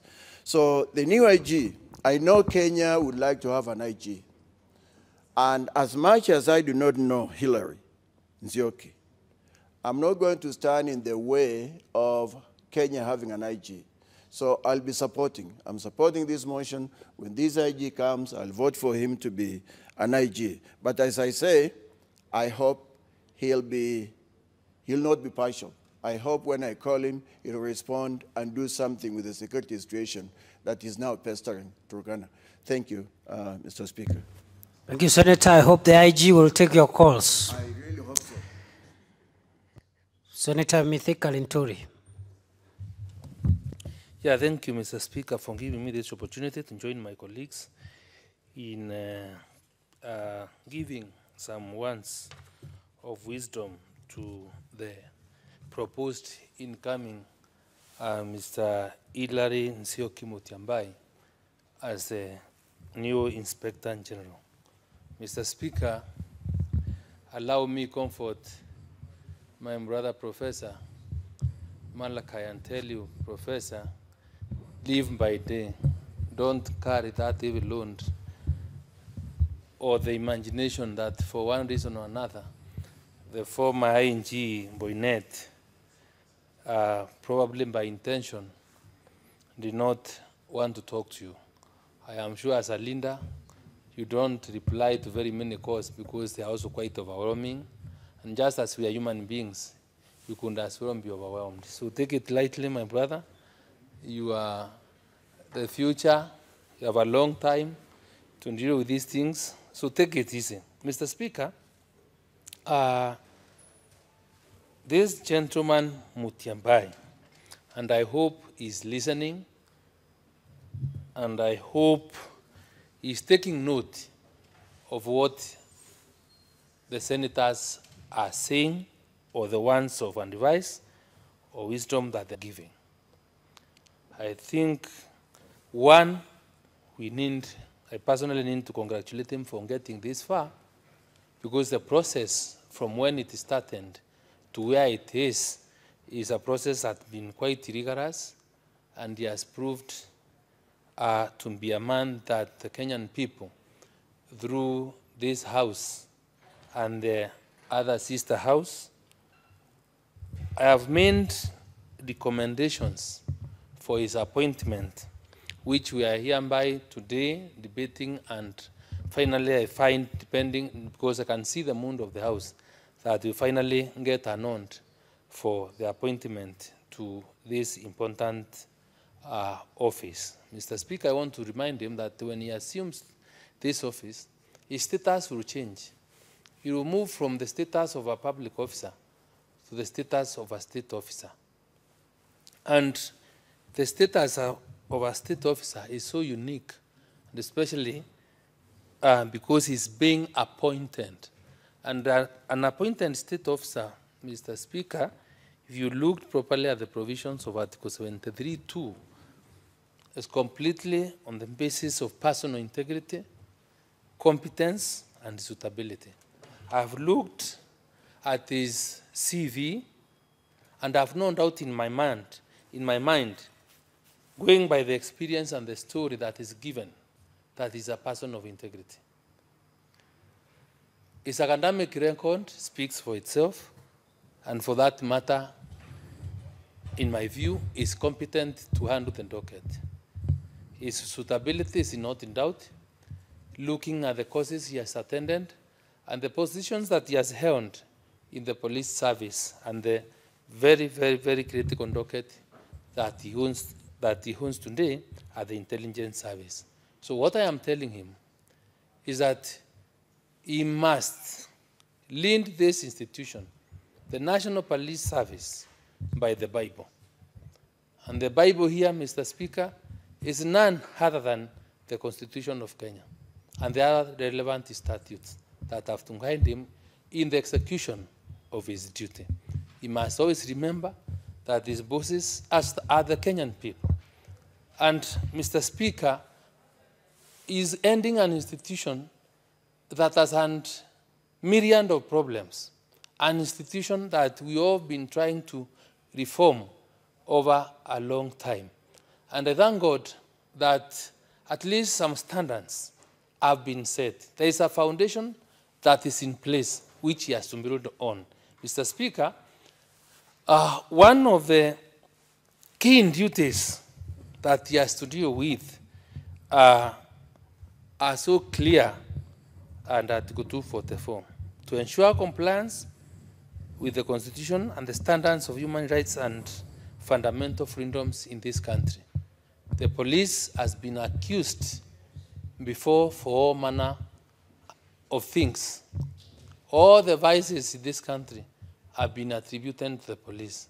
And every speaker, almost every speaker, has talked about corruption, because whenever a corruption index is carried out in this survey, is carried out in this country, the police will always be there. But Mr. Speaker, I must thank the immediate former ING, because with all the problems that the police has, I think he has really tried. Because we can see when we go to our counties, their response to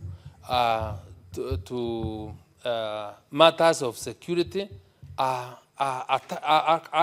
would say are not to the levels, the expected levels that you say are very prompt, but at least, Mr. Speaker, in my view, they are doing well. But they can do better. And I think with his new energy, let him concentrate in ensuring this is achieved. Mr. Speaker, he must know, for him to succeed, teamwork is key. He must build confidence. He must motivate the police officers. And just like many other speakers have said, the welfare of the police officers is critical. I am sure, Mr. Speaker, and I've always told many people, and people start laugh about it, is that, and if I may use a Swahili word, or make the statement in Swahili, Mr. Speaker, ni kwamba serikali ama polisi akikuliwa na njaa anauza bunduki. So expecting to be guarded by an angry policeman carrying a gun, you may be misplaced. That idea is misplaced. So what I'm telling him, the welfare of the police officers is key. Let him do whatever it takes to ensure at least the welfare, the living conditions, their salaries, their allowances, at least are really dealt with. Because we want to see a vibrant, we want to see a happy police force. And when I'm saying this, Mr. Speaker, I'm also telling all the senators and members of parliament who have an opportunity to be guarded by a police officer. When you go out taking dinner there, and as they're waiting for you to be driven home, ensure your police officer, you share a meal with him, right? And extend some good ones, because they cover your back, Mr. Speaker. So, Mutiambai, you have a task ahead of you. I have no doubt you manage, you will give you the support as Parliament. But I also want to remind you that you are working under a very political environment, a political environment that will stress you up because of different political interests. Being guided by the law, there is, in the old constitution of Kenya, there are only two instances, there are only two officers that can give direction to you. The CS, in charge of police services, but it can only direct you on matters of policy. It cannot direct you on who to open a file for, or how to start an investigation or not. Stick by the law. The other one is the DPP under Article 157(4), and where you are directed to commence investigations, I only ask you to look at what the law provides for. The law, not even the law, the Constitution is so clear that all these people giving you directions must do it in writing. So live by the Bible, the Constitution of Kenya, and the other relevant laws, and I'm sure you will be a very, very happy Inspector General during your tenure and even during your retirement, because you will not have to bother so much. We want to commit to give the necessary support personally as a leader in this country, and because I know where I come from. There are at times sporadic incidents of insecurity, and Mr. Speaker, if you remember last week I was pleading with you to direct the Committee on National Security to visit my area, especially in Igembe North, where a number of people have died. So I'm so happy that Mutiambai is coming in, and I think the first, when he's making, I want to make an application to him, that whenever he decides to tour this country to understand the kind of problems that we face, that he considers Meru County and the Mbonda between Isiolo and the Meru is an odd spot. And we are also trying to see how we can even do a police post there and GSU camp. So even as he's rearranging his staff, we would really appreciate if a number of more police officers are sent there to take care of our Mbonda. Mr. Speaker, I want to say I support this report of the Joint Committee on National Security and wish Mr. Hilary Nzioki Mutiambai well upon his official appointment and swearing in. Thank you, Mr. Speaker. Very well. Senator Okongo.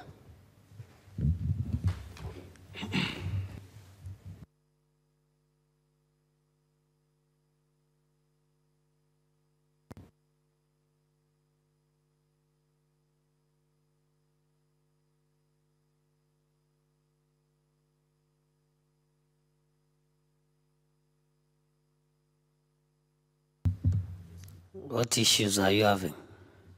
I'm not, thank you. Proceed. Yes, Mr. Speaker, first I want to be on record as fully supporting the appointment of Mr. Hilary Nzioki Mutiambai as our next Inspector General of Police. And I want to also thank the Joint Committee of the House for a job well done.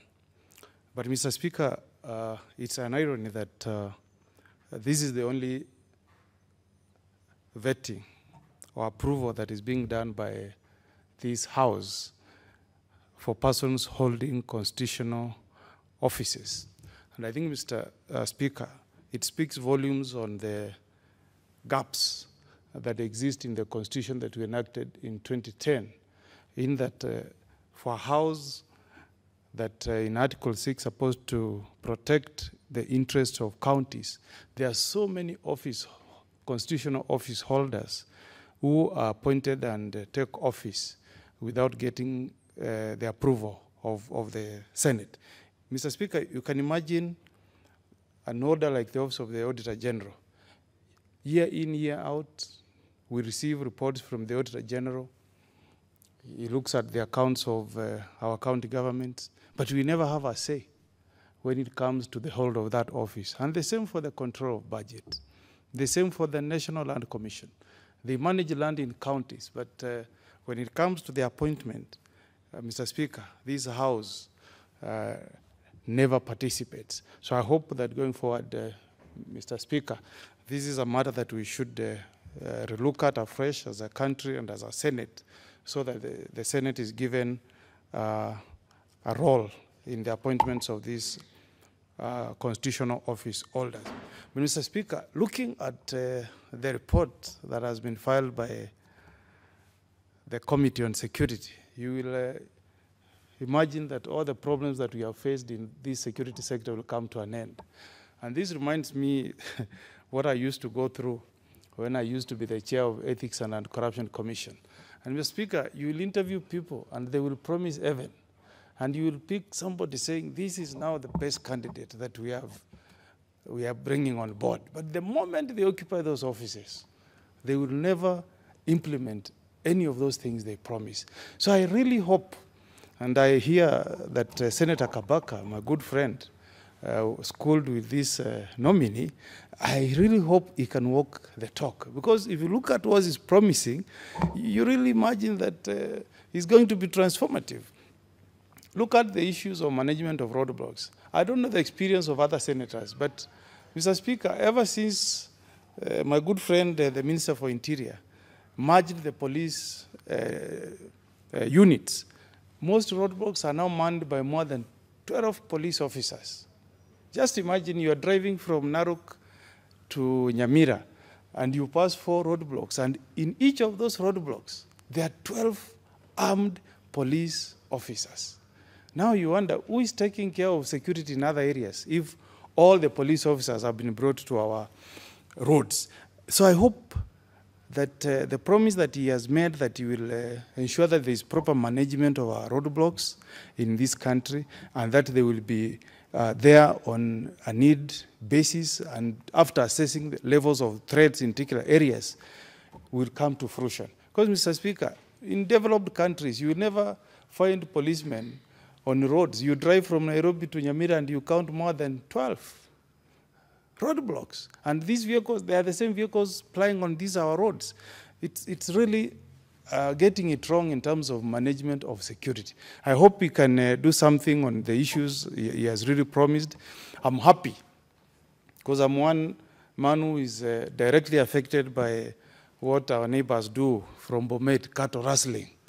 Mr. Speaker, oftentimes when you go home, most of us, you don't sleep soundly because you are fearing about cattle rustlers.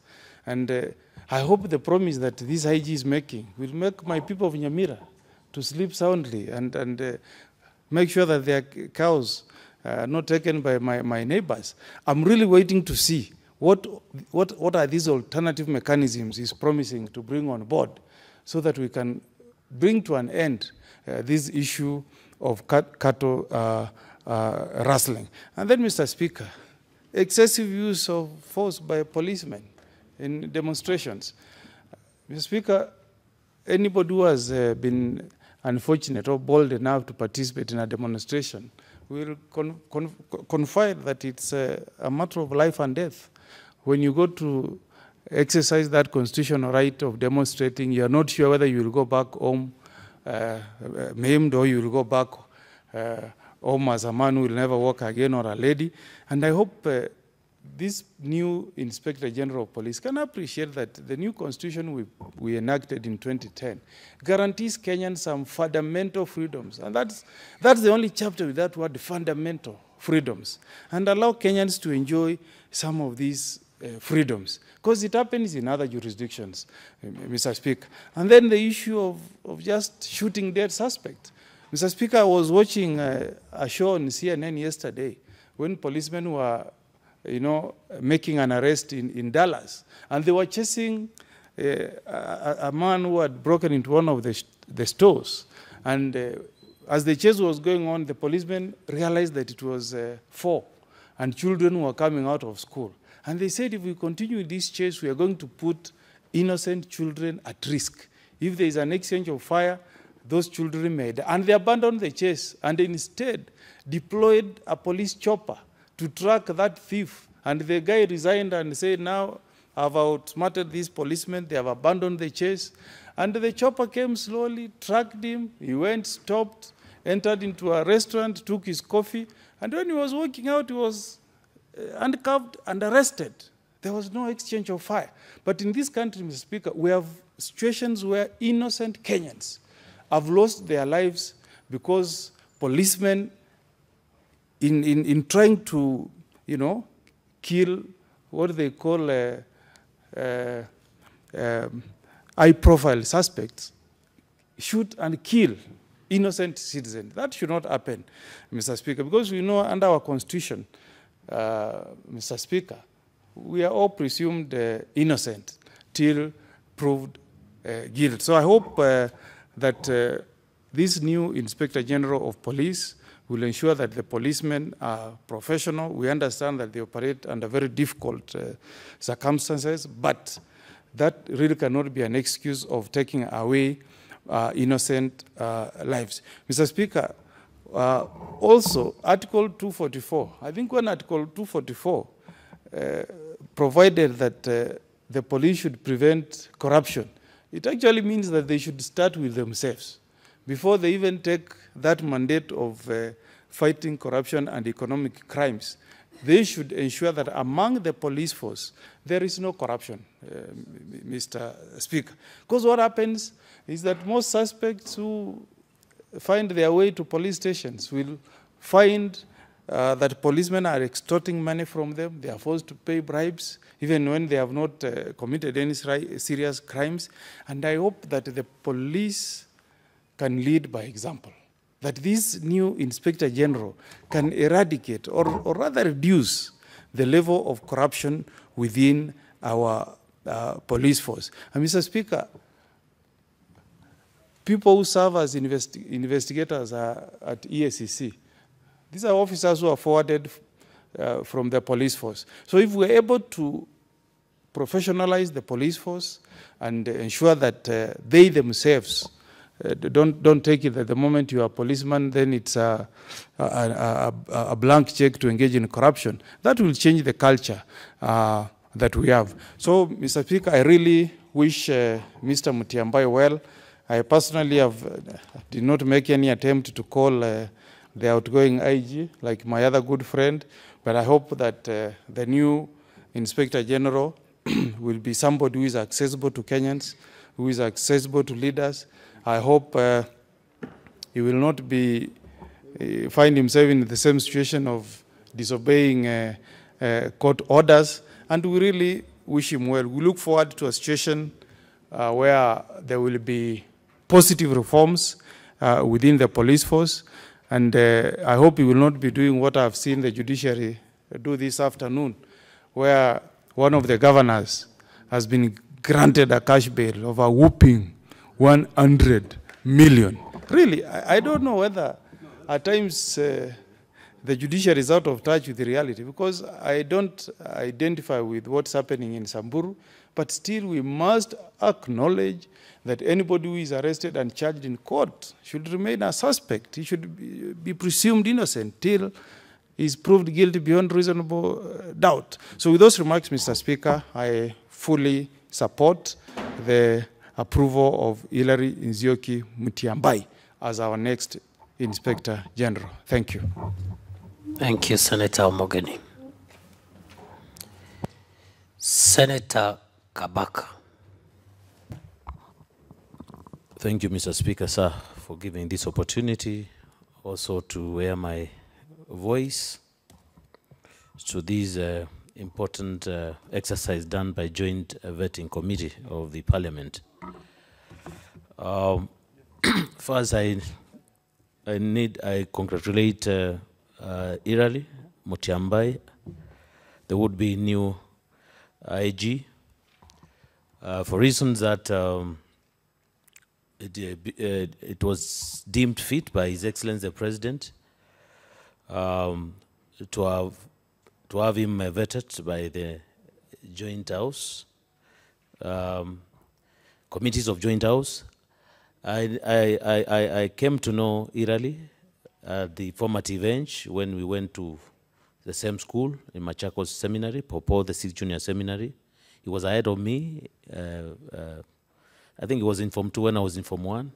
But luckily enough, when we came to campus, because of the so-called double intake, we are clustered together. So we cleared campus at the same time, academic year 1990-1991. He's a man I know very well. He's a man of good morals. He's a man also we served together at the seminary in the board of that institution. And like he said the other time, he's a man who is not corrupt as to where. He's a man having submitted his wealth declaration. He clearly said that unlike other people in this country who think amassing a lot of wealth is the right way to heaven, he said he only owns a house in Machakos town and is rural. In Nairobi, he said he doesn't have. To me, that is a good departure from people who worship property and people go around looting, the wealth of the citizens. A lot has been said. I don't want to be accused of tautology, repeating what others have said. Even the standing orders are against that. But one thing is clear. I want to advise my brother, Hilary, to serve all the Kenyans equally. I understand he comes from my place. He's not an IG of Canvas. He's an IG of all Kenyans, the taxpayers. And I know he served this country very well, all the corners, as per his CV. And he's going to excel very well, exemplarily. And he comes at a time when this country is facing, the international crime of terrorism, and out of its training, I think he will be in a position to execute with the uncanny precision the skills to have this country, in safe, or rather in safe hands. The other thing which I want to finalize to my brother, I would like to advise him, is also to take care of the lowly. And do understand in police force there are people, or rather police officers, who have much time, if I may use the language they use, for long. There are others who are known to be promoted because of connections. But there are some guys, whenever we meet them, they say, you people in Parliament, at the Senate, why can't you fight for us, for those who have been on one position for long?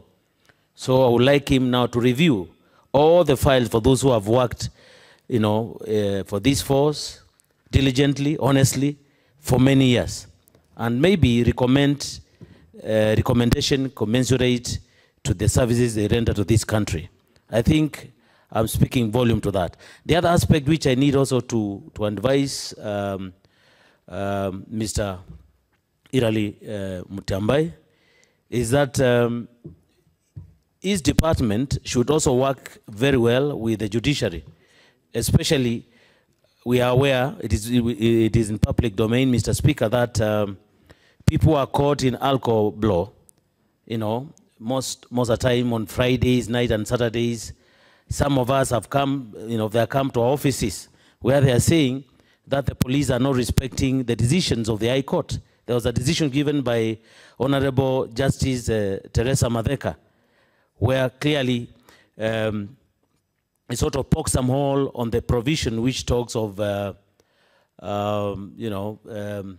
driving a motor vehicle incompetently.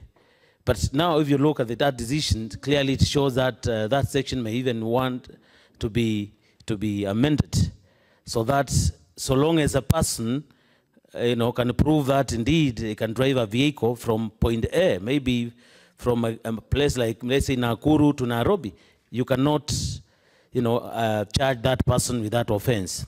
But it has to be charged beyond, reasonable doubt. So, Mr. Speaker, sir, my contribution clearly really goes along to support the other senators with regard to confirming the appointment of the new IG, Mr. Irali Nzioki Mutyambai, to this position, and we wish him all the best. We know this is a very challenging job. It's not easy. The change which is also demanded by most of us here, change is dynamic. It takes time, it's exponential. And we know our society is very corrupt. You also need to be very careful, because also corrupt fights back. I wish him all the best. Thank you.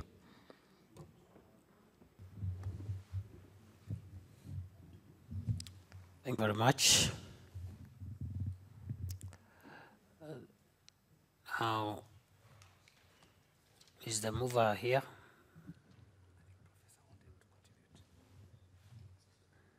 Senator Kamar, please approach the chair.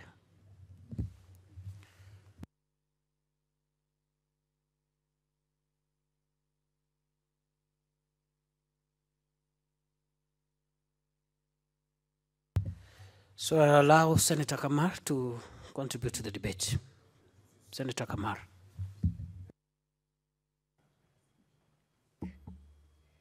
Thank you, Mr. Speaker, for giving me the opportunity to join my colleagues in congratulating, in supporting the appointment of the new IG. We have called him Mr. Hillary, and I think this is the way we should go as Kenyans. Maybe we should call ourselves by the first name so that it's easier, it's faster, and it doesn't have any connotation of who is who.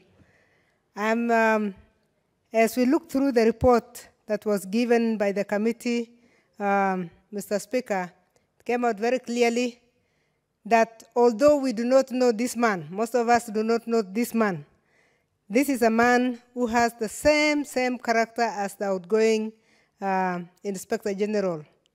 Somebody is very diligent, somebody who has a lot of experience, somebody who has the ear on the ground. When I saw, Mr. Speaker, that he has come from the department that gets to know before we know, I say then this is the right man, because it is good to have an inspector of police also who is able to look at the situation and discern exactly where things could be going. Mr. Speaker, I would like to support the report that came from the committee and to tell our new IG that we got into a situation that was completely different with the outgoing IG. And let me take this opportunity to thank the outgoing IG, Mr. Bainet, because of the soft manner in which he led the force. Soft, Mr. Speaker, because for many years we have taken our police as a section that should terrify people, as a division that is a no-go zone. But the outgoing IG, and we thank him very much and congratulate him on his good performance, actually changed completely our attitude towards the police force. So the new IG is coming in at a time when our expectations are even higher, that the police force should be a friend of the people. Mr. Speaker, many a times, and this was raised earlier, find that our youth see the police as their enemies. They have formed that opinion, especially in some of the slum areas, because of the way they feel they are treated. And I would like to ask our new IG to actually move the status from where he has found it to even a better situation where police are friends of the people of this country, where police are respected because they respect themselves, where police are respected because they respect everybody and because they don't form an opinion about you without evidence. Mr. Speaker, it is very important because we are not going to change our slum areas, we are not going to change our youth, but we must change them. We can only change them in the way we change our own selves. So the new Inspector of Police has come at a time when Kenyans are democratic, when Kenyans ask questions, when Kenyans question even authorities, and he has come at a time when a lot of accommodation has to be done, even for somebody who has been found guilty. We are in a situation, again, Mr. Speaker, which is very worrying in this country, where the people take the law in their hands. And a lot of people have died innocently because of that. A lot of people have died innocently because when people shout, thief, thief, the next person you find running is stoned and sometimes killed, only for people to come back and say, what exactly had this person done? The only reason such a situation can take place is if the people do not trust that there is a police force, that there is a security force that can actually deal with the situation. So we want to, as we wish well our new IG, we want him to change the scenario so that people will know that once we arrest this person, he will not be released. There are cases that we have had in this country where people have been killed because they have been released from once they have been released by police, from police custody. I think it is very important that the people get to trust the work of the police and that the people get to trust that if we arrest somebody, justice will be done. So this is the environment in which our new IG is coming. It is coming into an environment where Kenyans are democratic, Kenyans are questioning things, and if nothing is done for them, they seem to be taking the law into their hands. That should not be the case. We need to be able to know that if anything happens around the village, if anything happens on the highway when you are driving, you can actually call the police, and the police will come and rescue you and take care of you. I say this also because we have a situation when it comes to the issue of gender. We have situations where women have gone to report rape cases, and in most cases, Mr. Speaker, you hear women saying, "I will never go again." Others are saying, "I was mishandled by the police." I want to ask our new IG to look at these areas. These are the areas that need a lot of attention, because if you hear a section of society saying they cannot report something to the police, it is because of an experience that has not been good. So I want to encourage him that he needs to look at the other areas that have not been looked at in a long time. I'm happy that most of the members have talked about the housing of police, and since government has moved away from giving them houses and giving them house allowance, maybe that is the way to go. But the experience that some of us have seen, that we have observed, Mr. Speaker, has been appalling.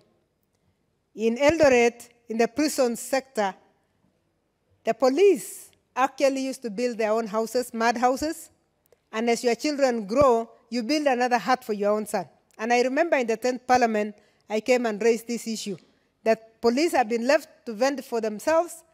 It's like you are on duty, but nobody knows where you are coming from, because those were houses they built themselves. So it is good that we are moving away from that and giving police house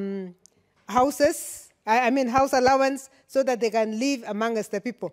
It therefore requires that, it therefore brings another challenge, because we know that police are supposed to be armed, police are supposed to be taking care of us day and night.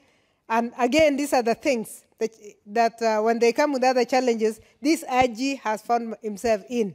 He has found himself in a situation where the police are being moved out of official houses. Although, in my own opinion, I hope we can still have emergency houses for those who must be on duty in emergency sectors.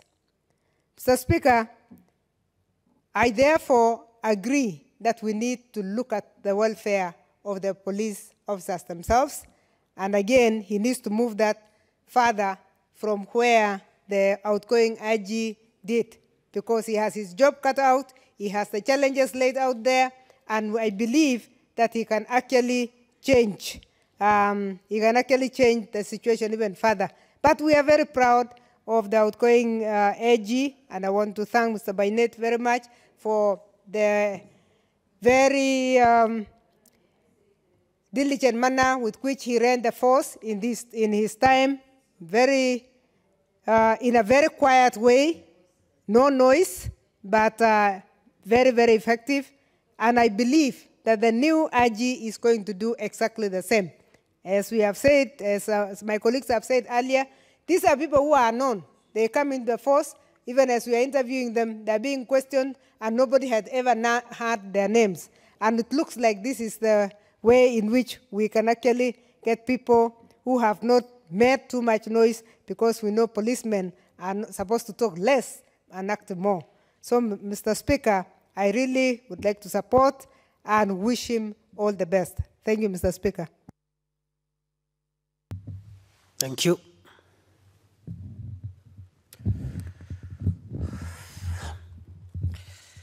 I can't see the mover in the House. I will therefore proceed to put the question. And before I do so, I will determine, as I do, that this matter is not a matter concerning counties.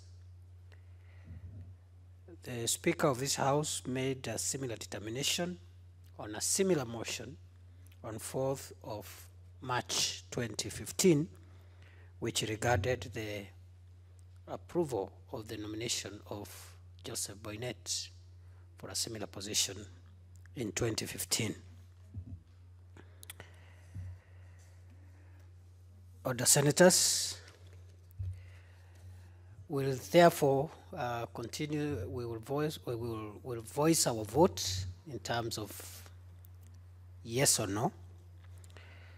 I now put the question, which is that pursuant to Article 245(2)(a) of the Constitution, Section 12 of the National Police Service Act 2011, Section 8 of the Public Appointments Parliamentary Approval Act 2011, and Standing Order 71 of the Senate, this House approves the joint report of the Departmental Committee on Administration of National Security of the National Assembly and the Standing Committee on National Security, Defense and Foreign Relations of the Senate on the nomination of Mr. Hilary Nzioki Mutiambai for appointment to the position of Inspector General of the National Police Service, laid on the table of the Senate on Tuesday, 2nd April 2019. Will as many of us that opinion say aye? Will as many of contrary opinion say nay? The ayes have it. Very well. Thank you very much, honorable senators. That motion took most of our afternoon, but I am the opinion that it's an important national duty, and therefore we needed a bit of time to have as many of the senators as possible to contribute to that debate. Other senators, I defer the items appearing as order number 9, 10, 11, and 12.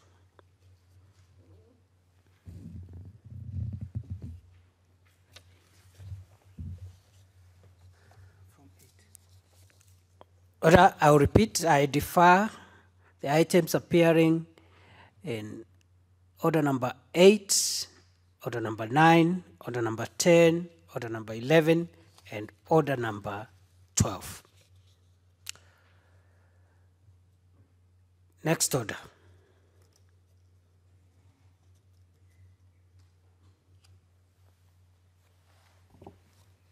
Order number 14, the County Oversight and Accountability Bill, Senate Bills number 28 of 2018, second reading. Senator Githiomi had 19 minutes remaining. I don't see him in the chamber. I don't see any other request. Senator Pareno.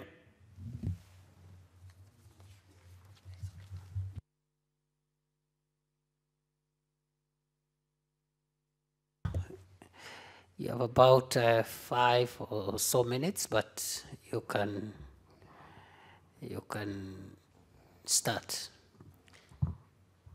Thank you, Speaker, for giving me this opportunity to contribute to this motion. And I want to say, Mr. Speaker, that I support this bill because to me, Mr. Speaker, this is an extension or probably put it better, is a further bill to realize a bill that was passed on public participation by the public on matters that concern counties. And Mr. Speaker, I want to say that this is a bill that also goes ahead to further bring to life the provisions of the Constitution in as far as public participation by the citizens is concerned.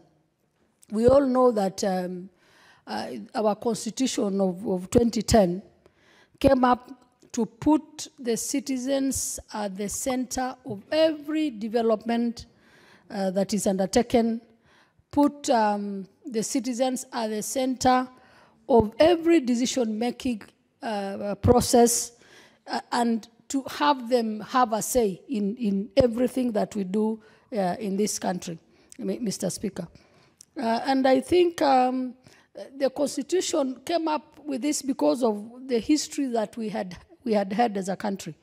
And it was felt that probably the citizens did not really determine what was happening to them, Mr. Speaker, in as far as the running of this country is concerned. Mr. Speaker, public participation has proved to really improve on development, because when the citizens participate, they own the project, they feel that they belong, they are even able to monitor how projects or what decisions are being made that touch on their daily lives, and they're even able to report progress. I want to believe that this is in itself is going to ensure that there is accountability. And this particular bill is actually titled the County Oversight and Accountability Bill.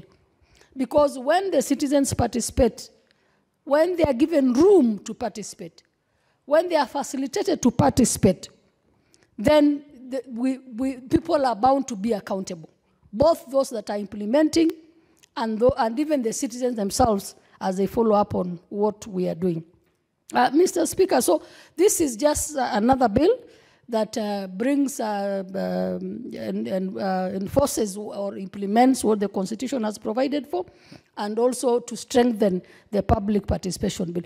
Mr. Speaker, what I like about this bill is providing for the necessary structures that are required for a proper public participation. We have a problem with what public participation is in the first place, how we actually are satisfied that a public participation has been undertaken. Sometimes we are told that we brought people to a hall and we just picked them, so you don't know how they are picked.